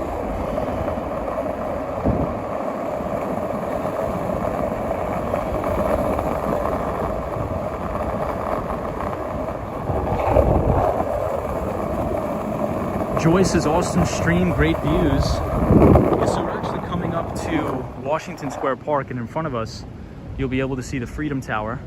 William says, good evening from Los Angeles. I wish I was there. Hopefully moving to New York City in the spring. William, welcome to New York. Welcome, William. How much do I need to live a good life in New York City? I think you asked that last week, but it depends on if you're single. I think if you're single, you could live off of, $65,000 salary. Sam says, Tom, what's up? I'm late, but I know this was a great stream. Sam, what's up? Sam is our good pal from Toronto, Canada. Zach Briggs says, sometimes I like to rap.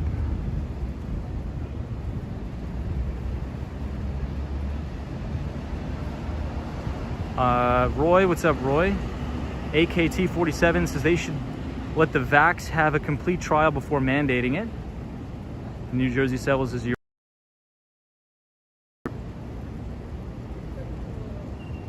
Oh, it was your first time here, not last week. Well, a lot of people ask that. So I think if you're a single person and you're moving to New York City, you could live very comfortably on a $60,000 salary. So I'd say $60,000. If you're single and you live with roommates, I think you're fine. I think you'll find that New York City is not as expensive as many people claim it to be. I mean, if you're going out to Nobu every night and you're going partying and you're drinking, then it's going to be expensive, but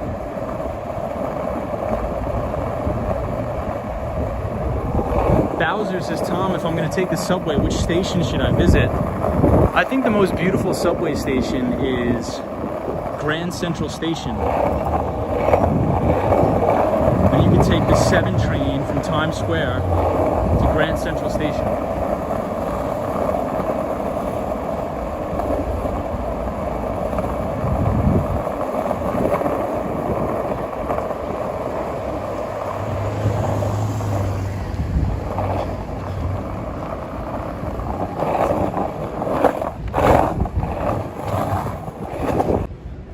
Oops, sorry about that. Why is Grand Central Station, Tom? Well, just check it out, Bowser. Check out Grand Central Station. I think you'll like it a lot. Waffle Dose is all right. I'm gonna leave. See you guys later. Take it easy, Waffle Dough. Chris S is loving the weather. 70s still out here on Long Island. Love how many people are out and about too. Hey, Chris S. I'm from Long Island as well. Love Long Island. Zuma says Grand Central is gorgeous. So we are at NYU, New York University. Hit the happy hours. Indeed. Peter Ott says good morning. Again from Germany. Hey, what's up from Germany? Arsenal FC London says Simone. Leo says first time. What's going on, Leo? Good to have you here. Yeah, Grand Central is beautiful. I love Grand Central Station.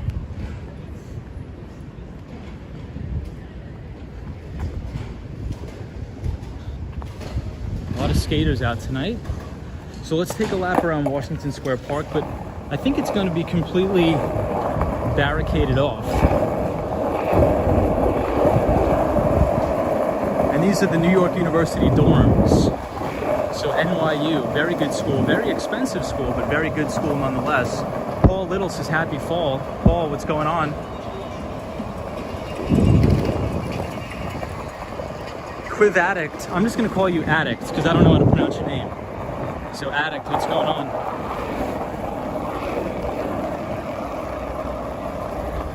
We are on the campus of New York University.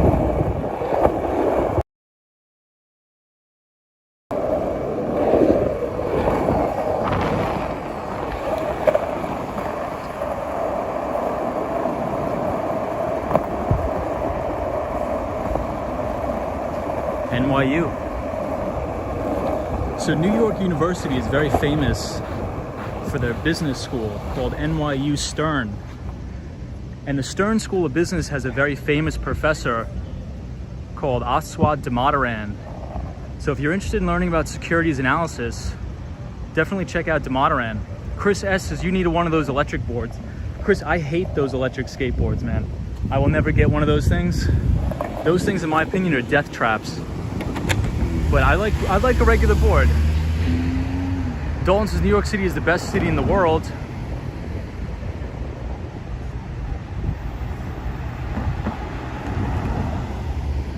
Guys, let's cut the Vax talk in the chat, please. Zuma says head to 15 Barrow Street Ale House, after hours bar, 4 a.m. till whenever. Wow. Ken Focknix.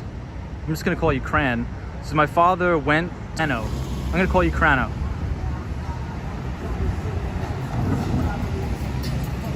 Is New York City safe for Asians? Absolutely. NYU, the majority of the people that go to New York University are Asians.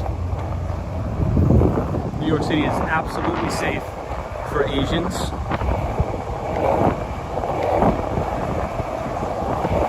I wouldn't believe all of the fear media trying to scare the hell out of you. I know that anti-Asian hate does exist, but it's very, very few people that believe that. Very few. The majority of people in New York, we grew up near many, many different people. This is the most diverse city on earth. You're always gonna have the crazies that say some anti-Asian rhetoric, but those people are usually the derelicts and the scumbags. So don't believe all the propaganda. You can come to New York City. You're welcome here. We want you here. You're gonna be safe here. And I can guarantee if you're ever walking down the street and somebody does say something to you, you're gonna have a whole gang of people coming to your defense, ready to give that guy or girl a beat down. So don't give in to the fear media. New York is very safe for all ethnic groups, not just Asians, but for Black people, Latinos, everybody. New York is very diverse. New York 94 says doesn't make any difference what background you are. or what you look like. I am anti-bad attitude, bad person, no matter what.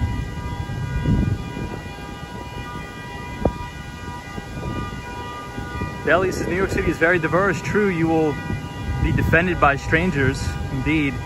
Leitha says New Yorkers will stand up for each other. Bowser, yes, New York is safe for you. Sam says turn the news off. New York and the cities are safe, indeed. Dharma Chris says good old-fashioned beatdown.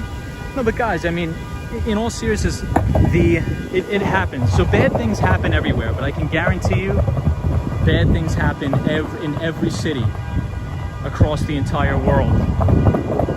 But if you just, from my experience, if you just stick your head in the media and you read all these fearful articles, that's what the media wants you to do, is just live in fear.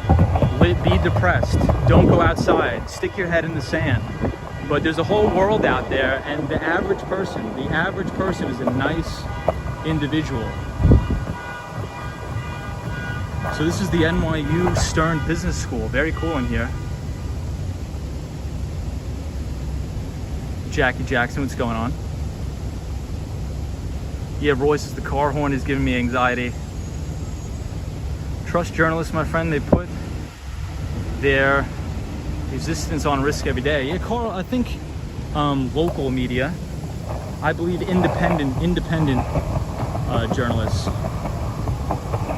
But you know, if you turn on Fox News, you would think New York City is under attack and under siege.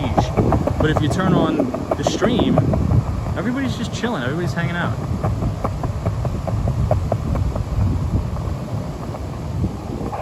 So you guys can get a really good look at the NYU Stern Business School here. It's a beautiful, beautiful business school. Gun Moed says, think the future. I just lost your thing. Zuma says, man, I miss wandering the streets around New York City, or around NYU. I do too. Love NYU. Chris S says, the more you turn off the media, the more you'll be happy. British Gray says, we should all have love for one another. I agree with that 1000%. Joyce Carter says, New York City is beautiful at Christmas time. It is, Joyce. We're going to be seeing a lot of that. Sam says, that's why these streamers, or these streams like Tom's, will show you around town and nothing happens. That is true, Sam.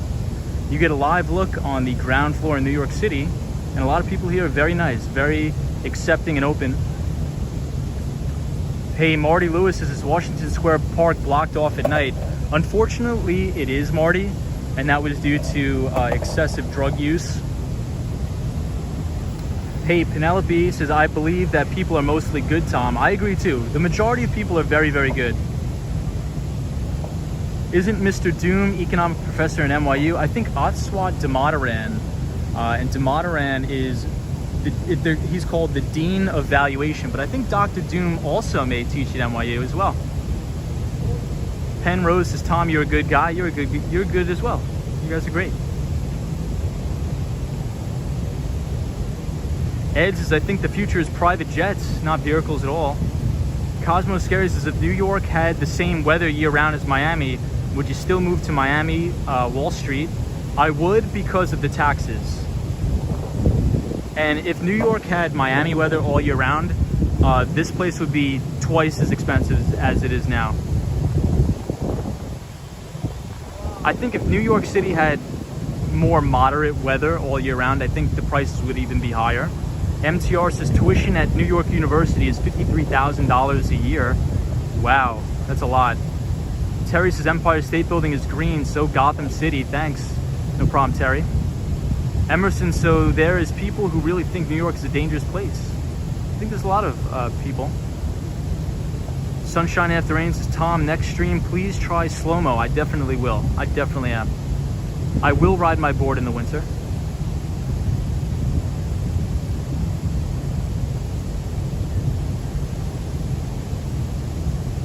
If I make $60K and half goes to taxes, how could I live in New York City? I don't think half will go to taxes. I think if you make 60 grand, you live in New York City, I think you're probably going to pay about 23% all in, maybe a little more. But I think all in 23%. Is New York City the most expensive in the United States? I don't think so. I think San Francisco has New York beat. Is that correct, everybody? San Francisco is more expensive?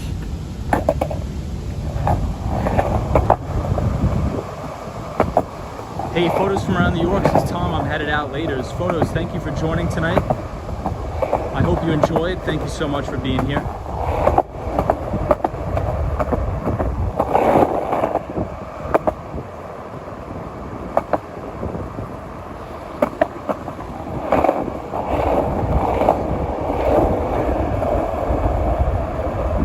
Sam says, I would think LA. Yeah, maybe Los Angeles is more expensive.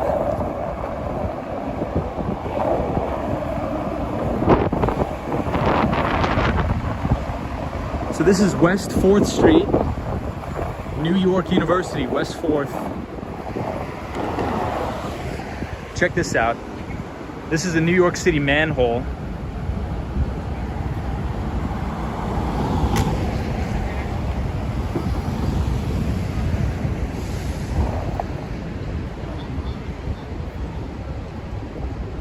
Meta says hi. Andrew says person hole indeed.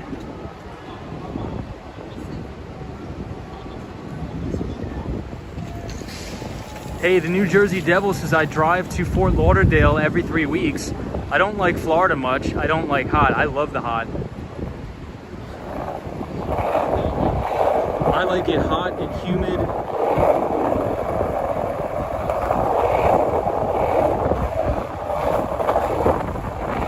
But everybody, let's cool it on the vaccination talk and the political talk in the chat, because YouTube will take us down and then we'll have no stream.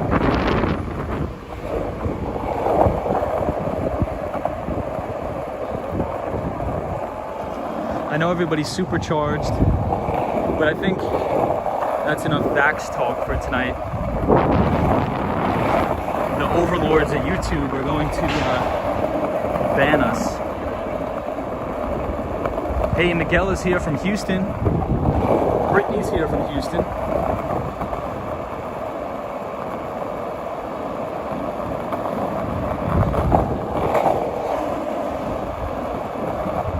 MTR says Florida is a retirement state. Good golf too.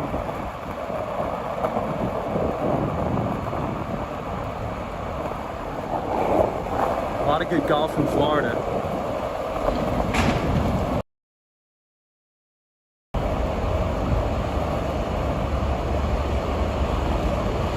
Bowser asks a good question. Bowser says, Tom, what do you like about skateboarding? Skateboarding will allow you to clear your mind, and it'll allow you to relax a lot. So when you're just skateboarding through the city, doing 15 miles a night on the skateboard, after work, it allows you to reflect on the day, think about things, think about life, and just sort of de-stress. So I think it's important for everybody to have some sort of a hobby that they do besides work, because there's a lot more to life than just working all the time. So this is 8th Street near Cooper Union. We're very close to Cooper Union.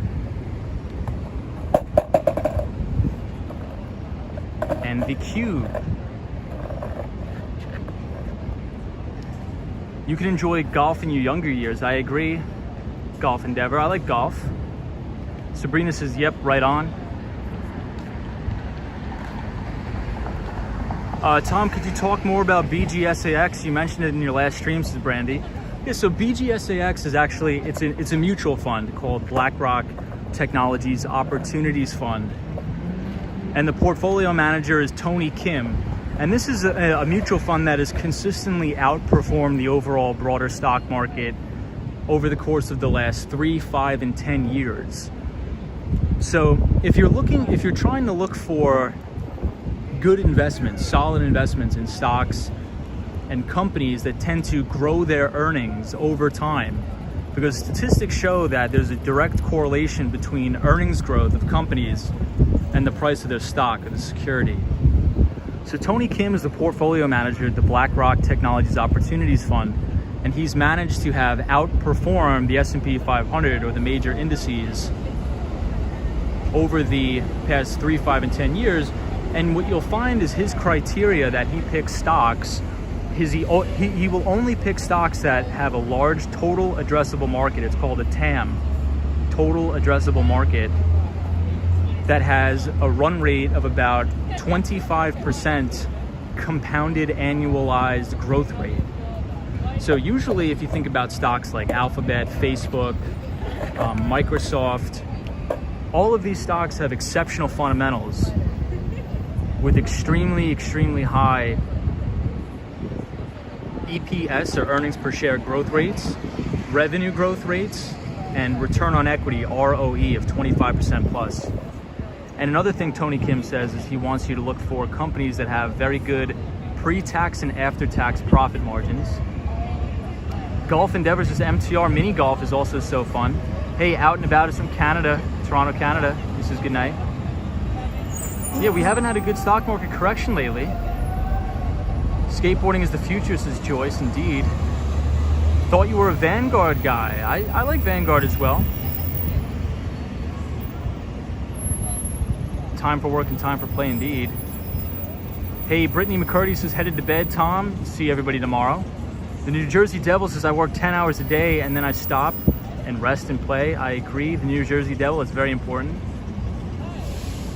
Larry Fink, don't play. Indeed, Larry Fink. Brittany McCurdy, good to see you. So everybody, let's head back uptown. Let's head back uptown. We will continue to head back uptown. But we're sitting right here at Astor Place, and there's going to be a Wegmans that goes in here. Yeah. It takes 1,000 years for your money to double in a bank. So here's something very interesting from that article that I posted in the chat. They say consumer price inflation might have cooled a touch in August, but the Fed has already steered investors away from hard metrics like the consumer price index and towards softer ones like inflation expectations. The New York Fed itself recently said that 3-year inflation expectations rose to 4%, a record high that is double the Fed's target rate of 2%. The development suggests that consumers expect inflation to stick around, thus making more likely that it does. So this goes back to the article, and I posted it in Barron's, very good Barron's article. If anybody wants to check it out, link is in the description as well as in the chat. They give a great breakdown of why it's so important to always follow the Fed. So the Federal Reserve's target for inflation was 2%. Now it's 4%. So they're saying that when inflation creeps up, a lot of companies, their profit margins tend to shrink. The profit margins tend to shrink. And the reason why that is because, if you're paying more to make your products, if it costs more to grow your products if you're in agriculture, the only way your margins are going to stay the same, or if not increase, is to pass on that cost to consumers. And a lot of businesses don't want to do that, but I think what's going to happen is they're going to be forced to do that. So if inflation is running at 4%, that means your food prices go up. The price for your internet services go up. Because these corporations are not going to eat that cost. So what they do is they pass on that cost to consumers. So the only way that these companies are going to continue with their growth rate or their earnings growth rate is to be able to pass on those prices to consumers. So in the Barron's article, if you read about it, they identify the companies that are more likely to be able to have what's called as pricing power. So those are the companies you want to stick with. So very interesting, check it out. Hey, Sunshine After Rain says happy autumn. Yes, everybody, happy autumn indeed.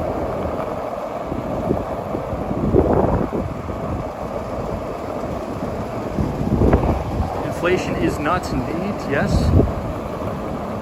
Zap balance is internet is already high, please no more. Jimmy Anderson says, I'm gonna get out here, Tom. We'll look forward to another stream. Indeed, I look forward to having you here as well. This country is living on borrowed time. Jimmy Anderson says, cheers, my dude. Emerson says, I would be happy if we only had 4% inflation. Yeah, in Brazil, it's a lot higher. Gun Moed says, we all know that it's all about downsizing with price increases, at least 3%, no less. Hey, and we have Ibrahim Azam here. What's up, Ibrahim? Hope you're well. Everybody, we're gonna head back to Union Square, and we're gonna head all the way back up to the Empire State Building.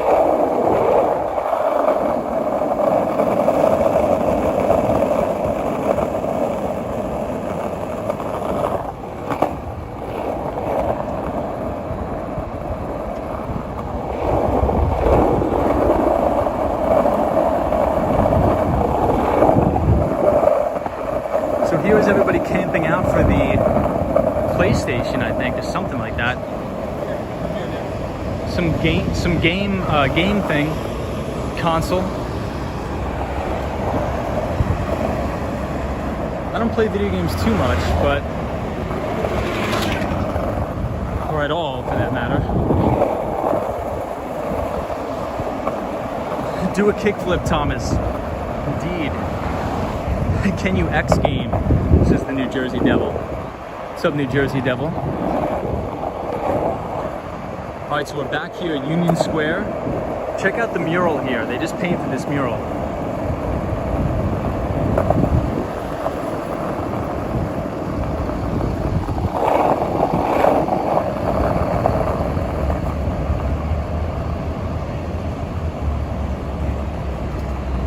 Sabrina says, caught a glimpse of you on Insta, Tom. You're a baby.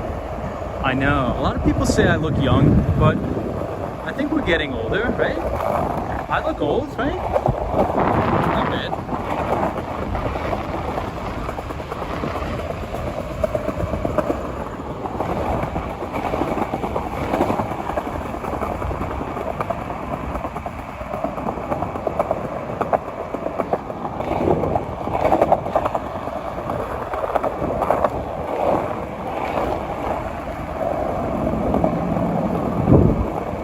Elizabeth says, no, you look young.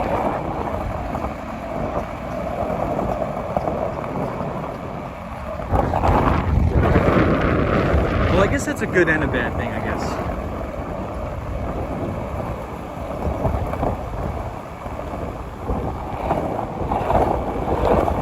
So this is Union Square.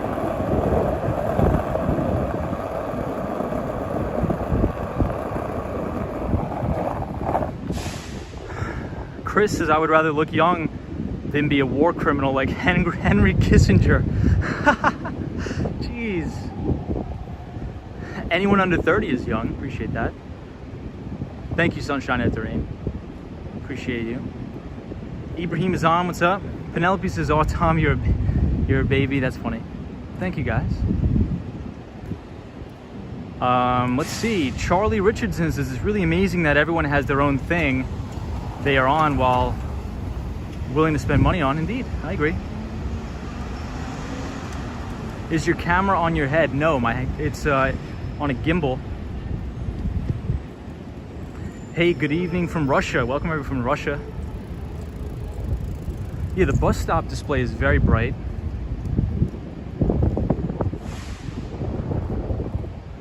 Gun Moeds is still trying to understand the Larry Fink comment. I think it's in relation to BlackRock.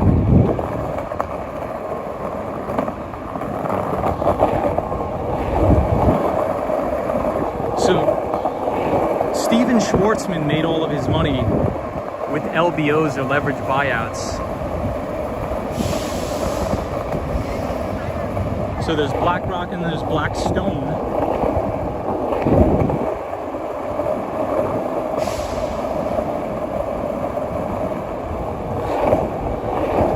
Emerson, good to see you from Brazil. We have a lot of viewers from Brazil.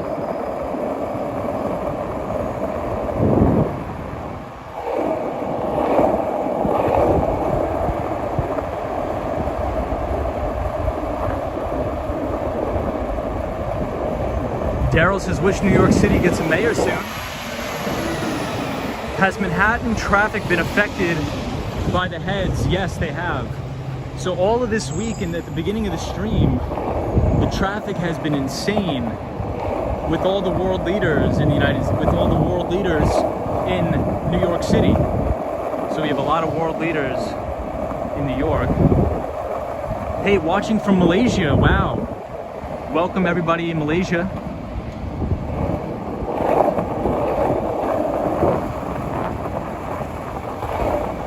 Check out this view of the Empire State Building, guys. Beautiful view.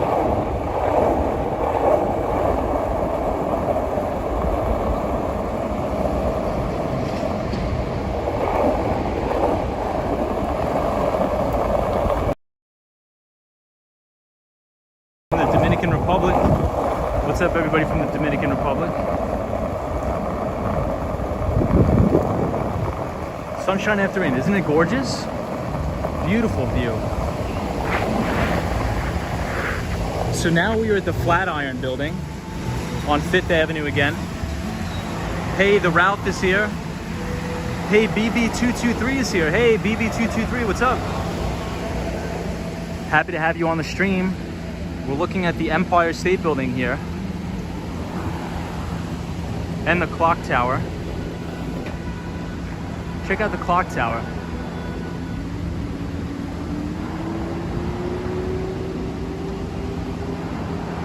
Martine says the sound of your skateboard would make a good white noise for sleeping. It's almost like ocean waves, says Martine.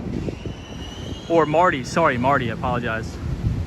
BB223, what's up? Gun Moed says Bogle said the market was a casino. Just put your money in an index fund and come back in 10 years. Yes, he did say that. We talk a lot about that Gun Moed, on the channel.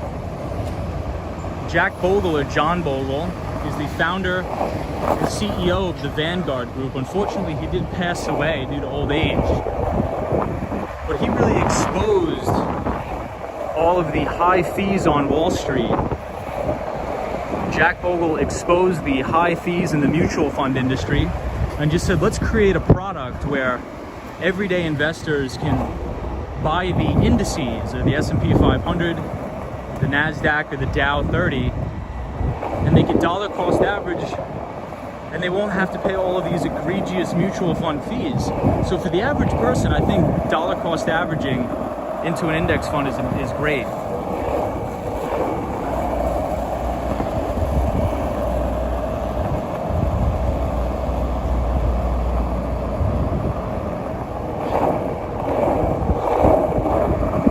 All right, so we're headed back uptown towards 34th Street, Herald Square, everybody.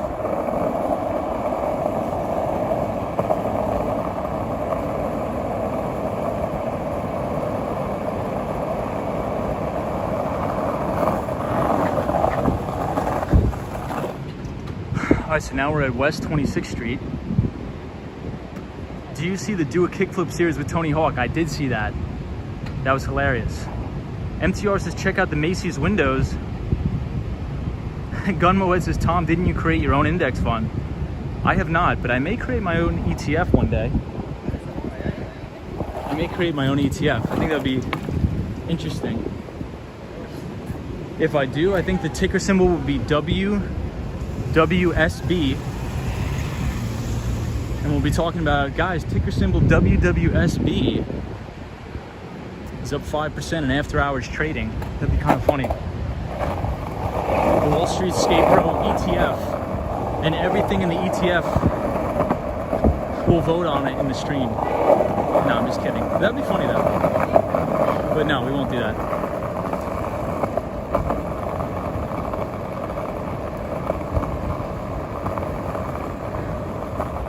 Ryan says, look, Tom, your limo is waiting. That's Andrew's limo. Andrew Calhoun loves that limo. I think those are the dumpster diver kids. I think that's what everybody was talking about, dude, the dumpster diving. I'm not going to do any of that, though, but it kind of looks interesting. Why so many limos? There's always a ton of limos there. I don't know why. Carl says, very nice. I can't believe this is live. Zap Allen says, Tom, I got so afraid for you last night when you gave out your location to some crazy guy on the stream. Be careful. Thank you, Zap Allen. Saspro says Sunshine. What's up, Sunshine? Do you recommend any good books / sites for tech? I would read... Lee Kim says go to Koreatown. Hey, what's up, Lee Kim?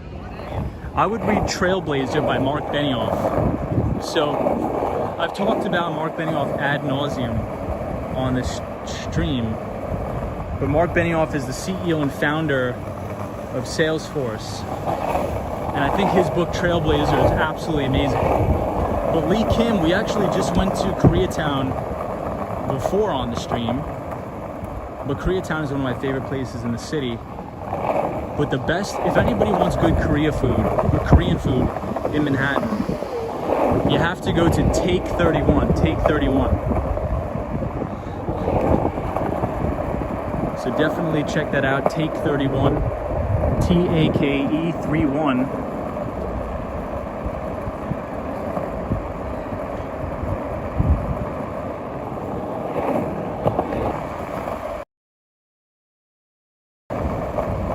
Hey, Gun Moed says, Tom, thanks for the ride. Keep pushing. Gun Moed, you're the best. Always love you here. Sabrina says, I want to visit South Korea. Same, I want to visit South Korea as well. I want to go to Osan, South Korea. Osan.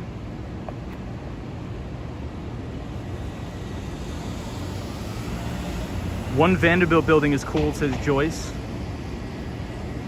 Two Wheel Pines says, thanks. What's up, Two Wheel Pines? Zuma says, hey, Jersey Devil. Zach, retired.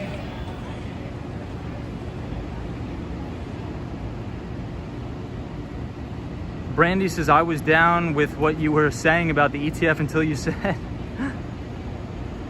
anyone could vote on what's in it. Brandy, isn't that hilarious? But I wouldn't, I mean, later on in life, I wouldn't be opposed to making my own ETF or charitable trust. Hey, Victor McCrae says, Victor here, hi, Hunter University with Saint handball players, DJ.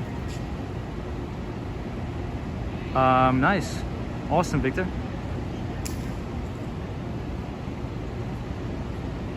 Tom, do you have a day job? It's late. Yeah, so I wake up at about 8 o'clock and I'm working all the way to like probably 6 or 7. Then I go eat dinner and then I jump on the skateboard and then we do it all over again and close some deals in the next day. I work in tech.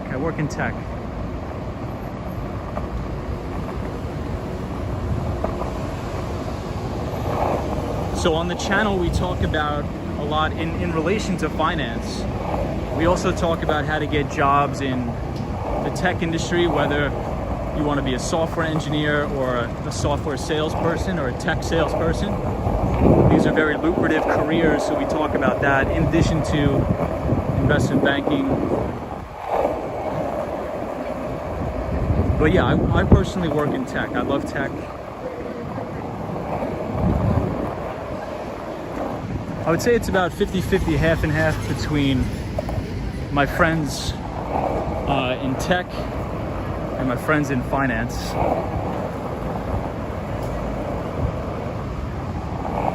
So this is the main Macy's building right here.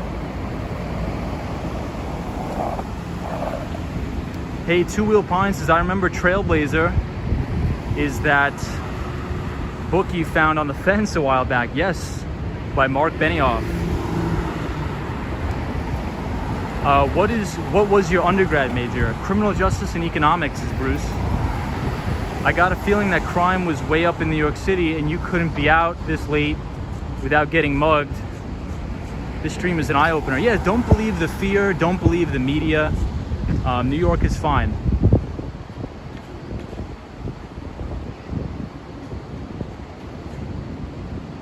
Zuma says, Helderman, crime is up, but not so horrible. You can enjoy the streets.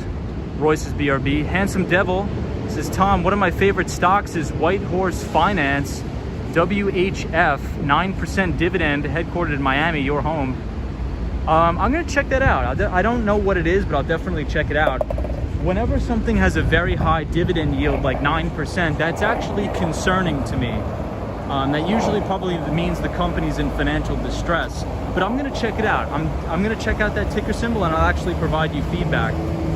I'm actually very interested in this. So if you could send me an email with the information and the ticker symbol, I want to look into this. I'm interested. I'll check out all of their SEC filings and I'll get back to you. So Tom, since you're a tech, are you good at fixing computer issues? A little bit, but not really. Every year Macy's goes bankrupt.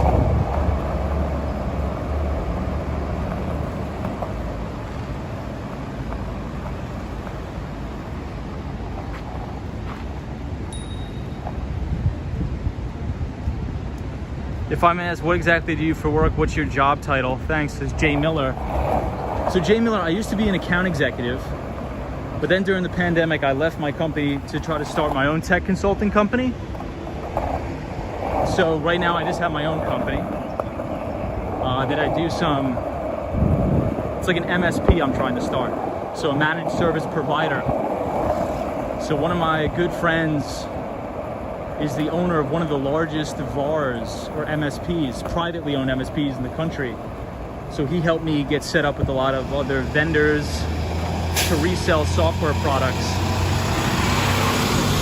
So I could resell anything from like VMware products, a lot of MDM security products I resell, SD-WAN, I do a lot of that.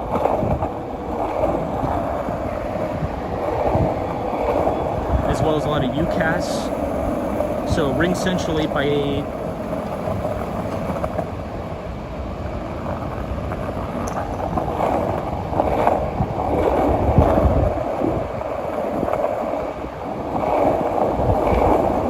But what I used to do is I used to be an account executive selling into the healthcare sector in New York. So all of my clients were the big home healthcare agencies, hospitals and nursing homes, and I would sell them EVV software or electronic visit verification software and EMR software, so electronic medical records software. And we were very, very successful in doing that. Ryan Royal says, Tom, streams really make New York City seem accessible, safe, and I love how everything is so close together, says Ryan Royal. Scholler says, at what age did you learn to ride a skateboard? I think I was 14. Zap Balance says, Tom is a go-getter. Very encouraging to watch and listen to him.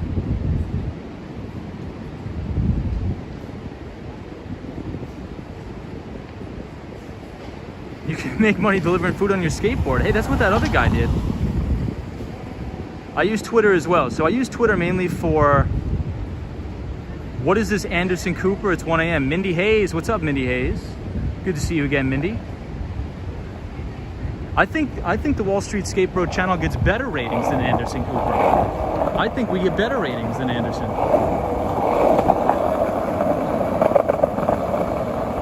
Just kidding.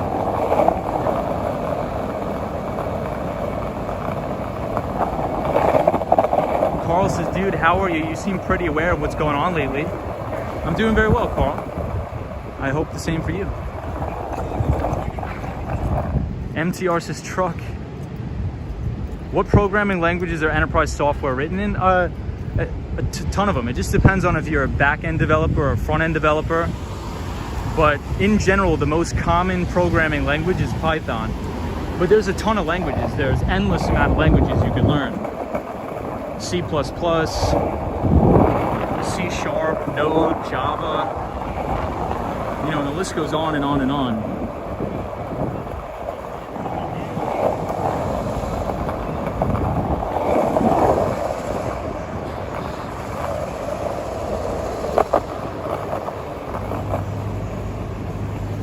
All right, guys, so we're coming up to Times Square. Dorm says, I think he's definitely a back-end developer. Cosmo says, it is useless to learn a coding language if I don't know what I want to do with it.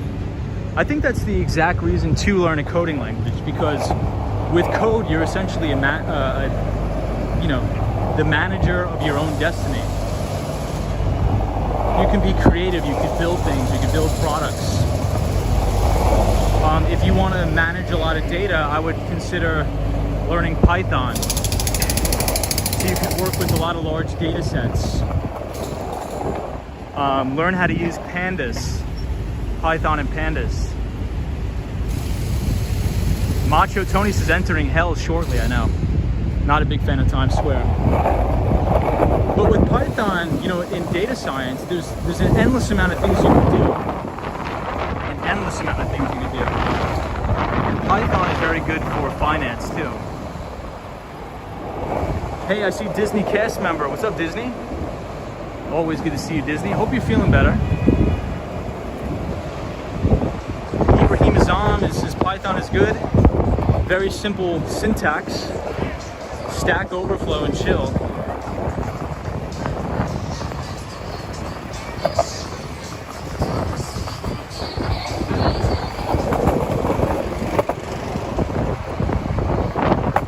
I wouldn't say I'm some big developer, but I can, you know, work my way around Python.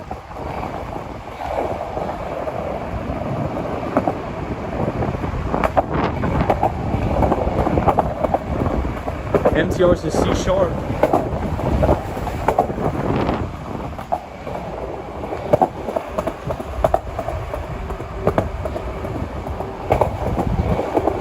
I think the creator of JavaScript is now the creator of the Brave browser. The Brave browser and Basic Attention Token, the cryptocurrency Basic Attention Token, Brandon Ike.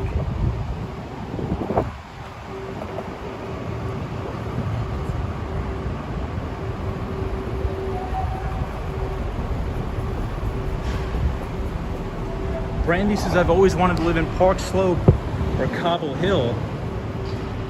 Beautiful areas.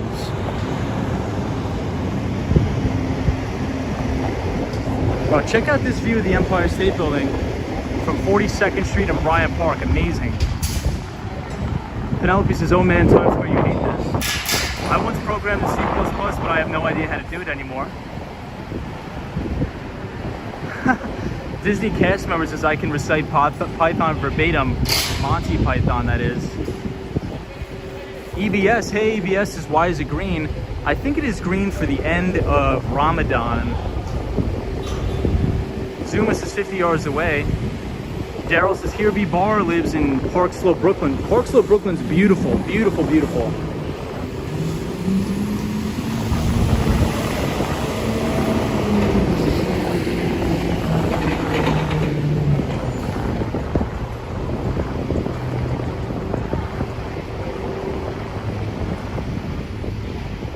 Hey, Chris says, good night, folks, and remember that the elites and trillionaires made people afraid of the air, and they are paying them to oh my god.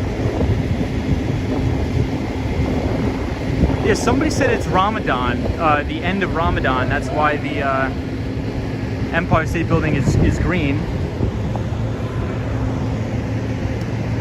So guys, I'm going to skateboard back up to Central Park South, but for anybody that's just joining, the topic for tonight that we were discussing is central banking. So we talked about the Federal Reserve with Chairman Jerome Powell. We heard from him today. We talked about the European Central Bank as well as the Bank of Japan. And I sent everybody a link to a Barron's article that is a must read. If you want to really understand how the markets work, you got to read that Barron's article, and you have to pay attention to world global central banks and their asset purchases. And we talked about how between the Federal Reserve and the Bank of Japan and the European Central Bank, they're purchasing about $300 billion worth of assets every single month. So definitely have to see that. Check out that Barron's article in the chat. Hey, Roy says, explain it. Sabrina explained earlier, green color or something, ending hunger. Envy Phoenix Gaming says, Ayo, what's up, Phoenix? BB223, what's up, BB223? This is Rosh Hashanah. That's a Jewish holiday. Federal Reserve Bank is a private bank corporation, says Daryl. The Federal Reserve is the enemy of the free world, in my opinion. Just kidding. Love you, J-Pal. Yeah, so New York City is the second most expensive city in the United States. I thought it was the first. I thought it was the first most expensive city in the United States. Because our taxes are insane here. Really, really insane. So everybody, we're passing my old office building. Here we are, 1166 6th Avenue. I used to work here for many years, the Marsh & McLennan building. We had a big quantitative hedge fund in our building, D.E. Shaw. And before Jeff Bezos started Amazon, Jeff Bezos worked for D.E. Shaw, David E. Shaw, as a quantitative researcher, a hedge fund analyst. And one night after work, he actually went for a walk with his boss, David Shaw, and says, hey, I have this idea to start Amazon. I want to sell books online. And David Shaw said, I think that's a great idea, but I think it's a good idea for a person that doesn't already have a really good high-paying job. So that's funny. So David Shaw was actually trying to convince Jeff Bezos not to leave the hedge fund business to start Amazon. Let's go to Big Billboard TV, says John. What's up, John?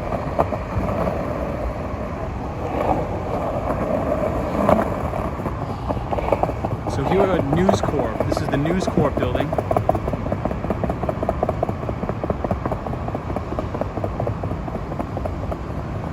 DR, I believe that Federal Reserve Chairman Jerome Powell is still buying mortgage-backed securities, or MBS, mortgage-backed securities. Oh, I want to hear from Jay Miller. But if you want to learn more, read that article, because we just talked about it for a little over 2 hours. But please check it out. If you do exclamation point GCB, exclamation point GBC in the chat, it'll bring you to that Barron's article, and check it out. Very good article.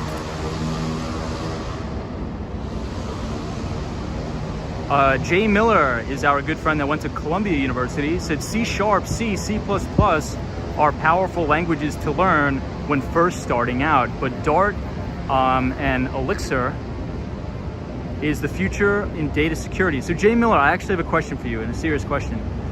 I met this person today that said he was developing his app. He showed me his app. Hold on, let me go back to your comment here, Jay Miller. He was developing his app in Dart. I think he said Dart. And he said the reason why he's developing it in Dart is because it'll seamlessly integrate with both Android and iOS. And he was describing something about, and I'm not a programmer by any means at all, so I'm always trying to learn this stuff. But he said he wants things to seamlessly integrate, and he gave me an example with WhatsApp and Instagram. He's like, with WhatsApp Messenger, he said with WhatsApp Messenger and Instagram Messenger on an iPhone, something was working a little bit wonky, but on Android it's fine. So maybe you can provide some clarity on that. I'm not really sure if I'm explaining it correctly, but I was talking to him for a little bit, but he was saying he was developing this new app. It's actually a pretty cool idea, but he was saying that he was using Dart to do it. Is Dart for like app development, web development? Maybe you can provide some clarity on that, because I'm not familiar with that at all. Marco P says Sweet Home Chicago has high taxes. Marco P. I'm yawning Tom. Thanks for the fun views. Have a great Thursday, buddy. Hey, thank you, Sabrina. Appreciate it. Penrose says, Tom, do you get a good workout from skating around the city? Absolutely. Absolutely. Do I prefer CNN? No, I don't really watch mainstream media. I don't even have cable TV at my house. Hey, George is here. Says, Tom, what stabilizer are you using? We are using a gimbal. Race Radio City. I mean, the only news that I'll pay attention to is the Wall Street Journal and Barron's and Investors Business Daily. I don't need to watch Fox News. I don't need to watch CNN. I think by consuming Fox News and CNN, there's no value. I don't get any value out of it. I just get fear, uncertainty, and doubt, and divisiveness. So I don't want to consume fear, uncertainty, divisiveness. So I don't watch CNN. I don't watch Fox News. I'll read the Wall Street Journal, Investors Business Daily, and Barron's. And that's really about it. Hey, Gabriella H says, I miss New York City. What's up, Gabrielle? Zap Balance says, I have YouTube TV and it's great. Yeah, I think streaming platforms are going to dethrone cable TV. Cable TV is a declining industry. Race is Radio City. So we're here at the Tonight Show with Jimmy Fallon. Gabrielle H says, hello. Good to have you here, Gabrielle. Zuma, where are you from, Zuma? I know this is your first time on the stream. We're happy to have you here, so hopefully you're enjoying.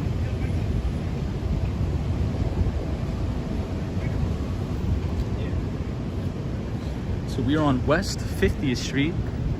I'll show you guys Radio City Music Hall. Sam says Tom watches Jim Cramer. Booyah! Indeed I do. Emerson says, I understand nothing about finances, but I would like to know why every time U.S. economy goes well, the dollar gains value over other countries' currencies, and when U.S. economy goes bad is the same. So usually dollar strength usually signals weakness in emerging markets. And the reason is that it's because the dollar is the world's reserve currency, right? So if you run a company priced in something other than dollars, if you're earning your profits for say, for example, in Korean won, let's say if you're earning your profits in Korean won and the exchange rate to the dollar is in negative effect to your business. So let's say the dollar is getting a big bid and you have dollar strength. That's very negative for emerging market companies' earnings, that their currencies, their local currencies are weakening in relation to the dollar. So for example, let's say if, even in an easier example, let's say if you work in Korea and you get paid in Korean won and you want to exchange your won for dollars, but if the dollar has extreme strength, if the dollar is having extreme strength, you're going to actually get less for your money because your won can buy fewer dollars. So I hope that makes sense. So usually when you have a strong dollar, you'll see emerging market stocks sell off, and even regular equities sell off. So a weaker dollar is better overall. Zap Balance has watched a lot of car streams on YouTube. So here we are at the Nürburgring Berman. They have a very beautiful lobby, and the UBS too.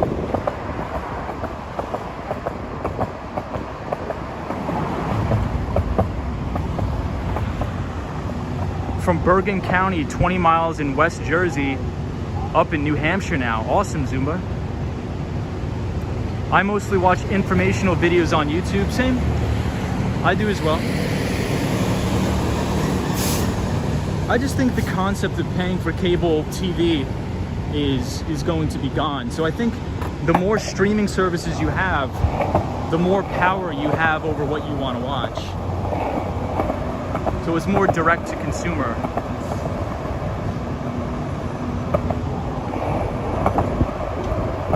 So this is the Hilton Hotel that is still currently vacant, still.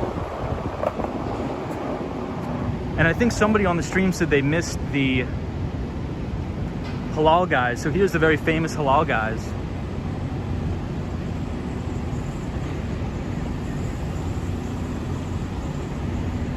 Is it safe walking down Midtown at midnight and go back to the Airbnb at Hamilton Heights? I wouldn't stay at an Airbnb in Hamilton Heights. I think you can get something for the same price in the Upper West Side. But yes, the city is very, very safe in Midtown Manhattan. I'm always skateboarding at 1 o'clock in the morning. I have no problems. So I think the city is very safe. Cable companies are going to cord cutters, says Sam. Halal guys are played out. Yeah, the best halal place is Adele's famous? Kim Grant says, why is the Hilton empty? So they never reopened the main Hilton, the flagship Hilton, after the pandemic. It's still shut down. Here, I'll show you guys.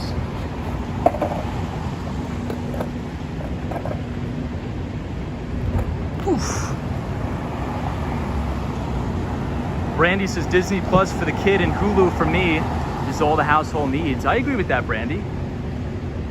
Hey, Tom Thorpe says, hi, Tom. It's Tom again from London. What's up, Tom? Good to see you.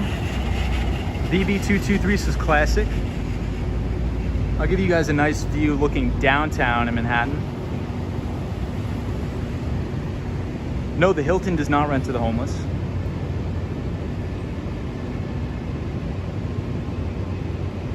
Yeah, it is a ghost town in there.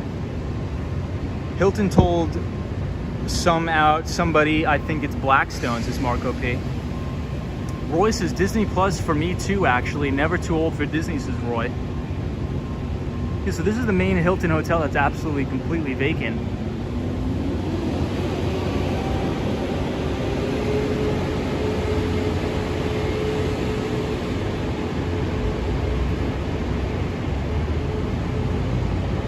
Zuma says the plaza is closed too. No, I think the plaza is actually open now. MTR says 47th Street is the Diamond District, says MTR. Tariq says Paris Hilton. Hey, Kitchen Lab, says Tom. Kitchen Lab, what's up?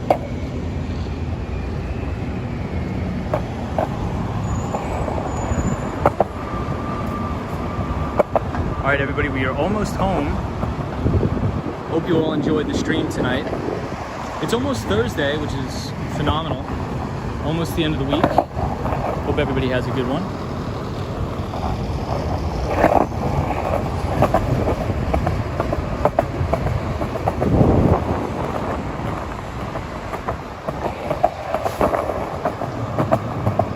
So this coffee shop is not bad, but it's not the best. It's called Joe and the Juice. It's all right. I wouldn't say it's the best. I wouldn't say it's the worst. I'd say it's all right.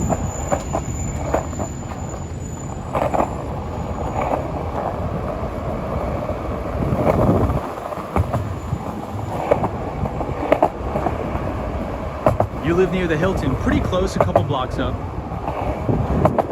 We're almost home, guys, but I'm moving out soon, so.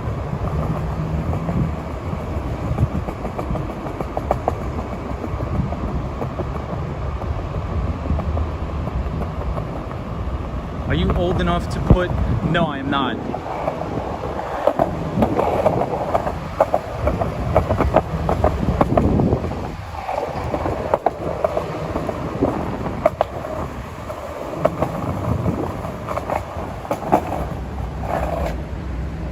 So this is 432 Park Avenue, the building right behind the Trump Tower.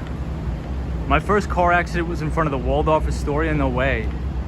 So they're totally gut renovating the Waldorf Astoria though. It's gonna be beautiful in there.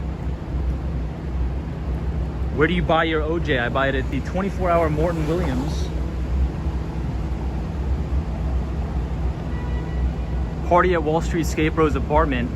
Yeah, maybe we'll do my last day in my lease, we'll throw a rager at the Wall Street Escape Row apartment. We'll throw an absolute rager. Just kidding.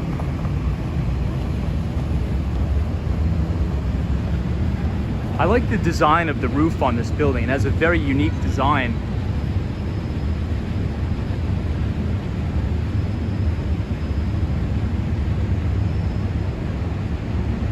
Mello says you like touring the city. I love it. Bruce Wayne says, how much is your rent? So during the pandemic, I was able to get a very good deal on my rent. So right around 2,000, right around there. I won't say how much exactly. But now that I'm moving out, the landlord is raising the rent right back up to $4,500. Could you imagine spending $4,500 a month on an apartment? To me, that's just insane.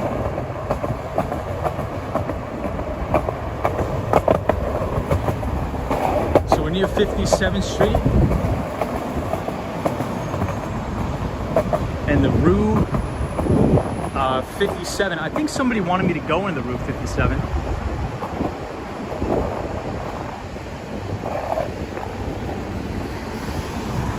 So this is Billionaires Row. You have 157 and you have Central Park Tower. I have a studio apartment. And that is the Steinway building here on Billionaires Row.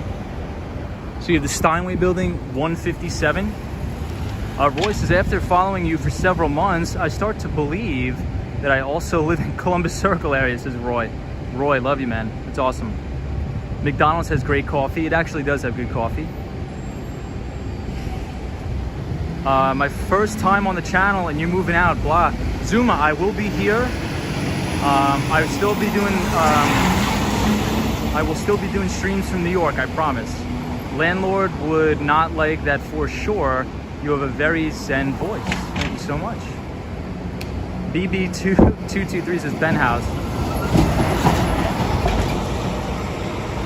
Zap Allen, you can't see me grocery shopping for food? Why? I grocery shop for food.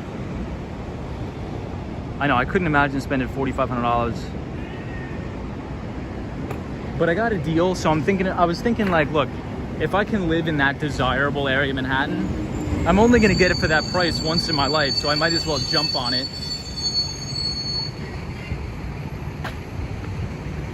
Because I was paying very similar amounts in Brooklyn, so I'm like, why not be right next to Central Park? But this was when everybody thought the world was gonna end. So nobody wanted to touch Manhattan real estate at all. Everybody was like, you're gonna get the coronavirus, you're gonna die. So I was like, whatever. Marco P says you need to split that with 20 people.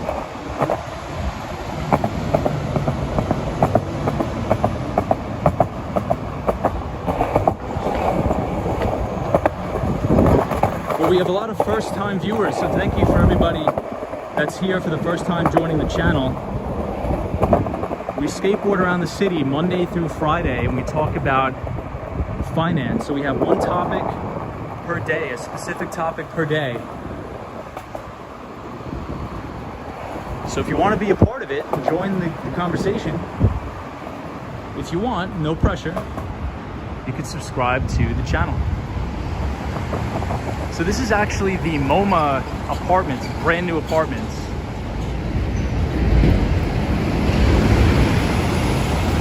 Damn, it's 1 a.m. in New York. LOL just subscribed from LA, says Juan Vasquez. Hey, Juan.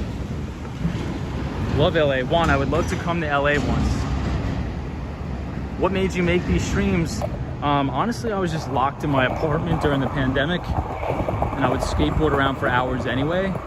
So this is a way for me to meet people, talk about finance, skate around, clear my head from the very long, strenuous days of work. So this is actually an art gallery in here. It looks beautiful. Prince Charming says, have you ever seen the movie The Skateboard Kid? I have not. Hey, Hermes Addict says $4,500 is cheap for Manhattan. We paid more in New York City and here in Miami Beach. Hermes, crazy. I should be down in Miami very soon. MB says, have you been to Las Vegas? I have, and I'm actually going back there very soon for work. No, Mr. Tech. So Mr. Tech says, if you renew your lease, is it going to be higher? So when I signed the deal to do the lease, I made them put in the contract that if I renew it next year, my rent would only go up $100. So if I renew the lease, it's only gonna go up $100. But I'm buying a place, and I think that's the right move for me personally in this point in my life.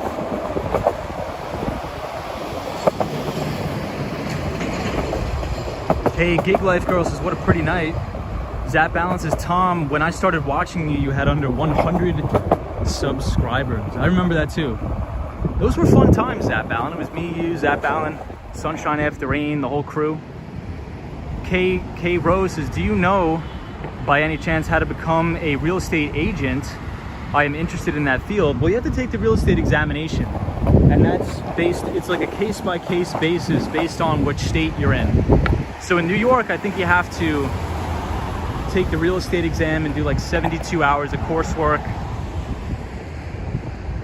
Marco P says, when you're in Miami, say hi to Crockett and Tubbs. MTR says hide your money under your mattress and play the lotto.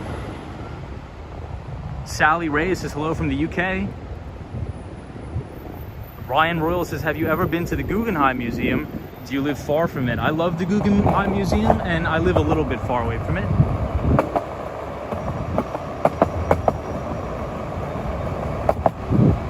And Sunshine After Rain. Yes, I remember Sunshine.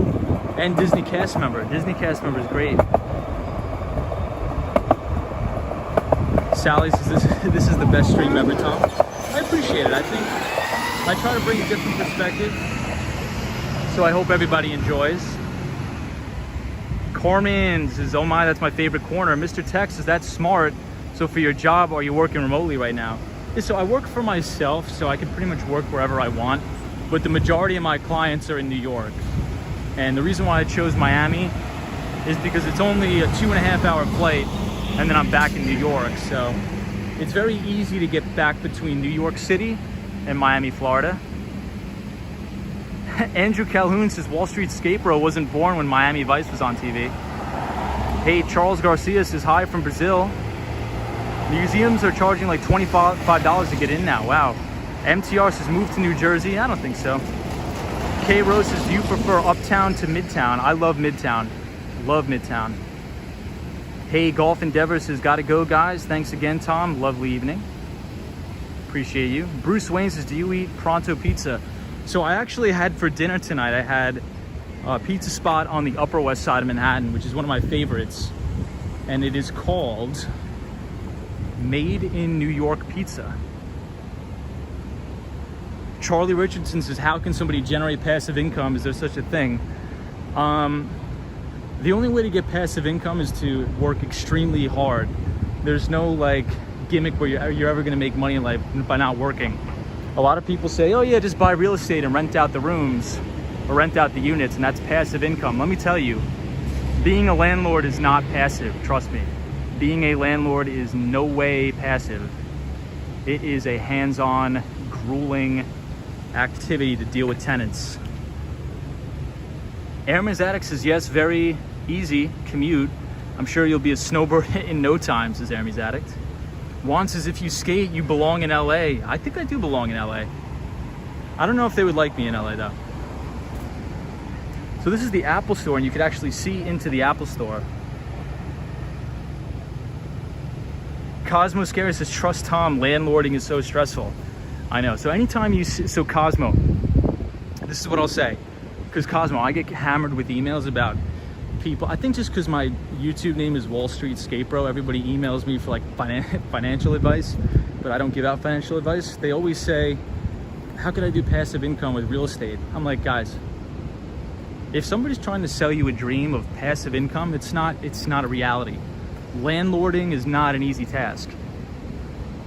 It's not all sunshine and rainbows.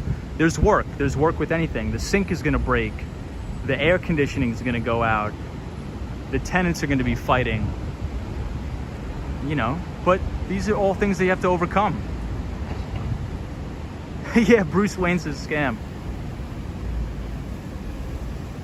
Ray's is the best pizza. I disagree, MTR. I like Made in New York pizza. It's very good.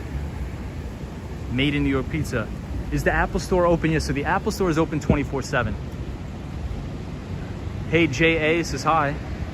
So I think everybody should own real estate in their lifetime, but you got to do it when it's responsible for you to do so. Don't overextend yourself. Don't overextend yourself. Look at all these biker guys. Yeah, so this is the Plaza Hotel. Marty Lewis has nice views. I used to work in the GM building. Wow, that must have been an amazing view. J.A. says, saludos from El Salvador. Awesome.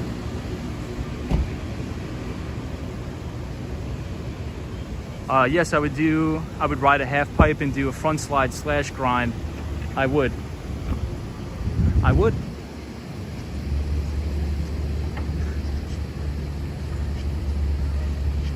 Kevin McAllister. Yeah, so that old toy store used to be here, but now it is no longer. I think they moved it by the Rockefeller Center 30 bike. George says, I'm gonna go to sleep. See you in the next one. Bye, Tom. Thank you so much for joining. Bruce Wayne says, where are the horses? We're coming up on them. Juan says, being from LA, it numbs you to other cities like New York. It's live 24/7. Juan, that's awesome, man. Juan, you should come for a visit in New York. All right, so now we are skateboarding down Central Park South.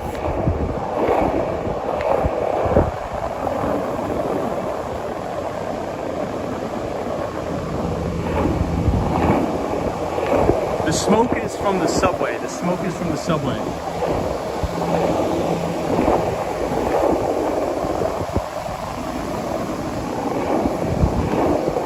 So this is the new Park Lane Hotel. They just redid the entire thing, so take a look inside.